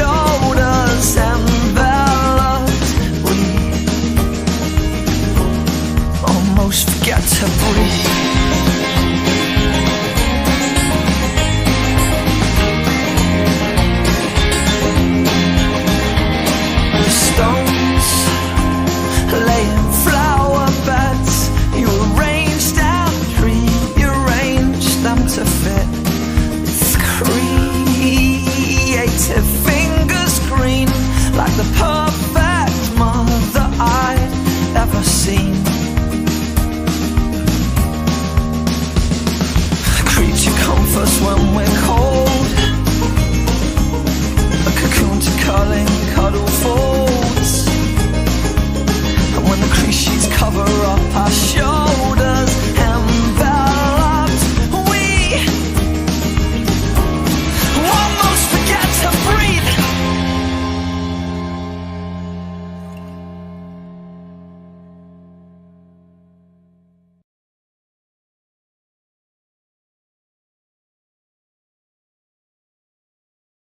Bye.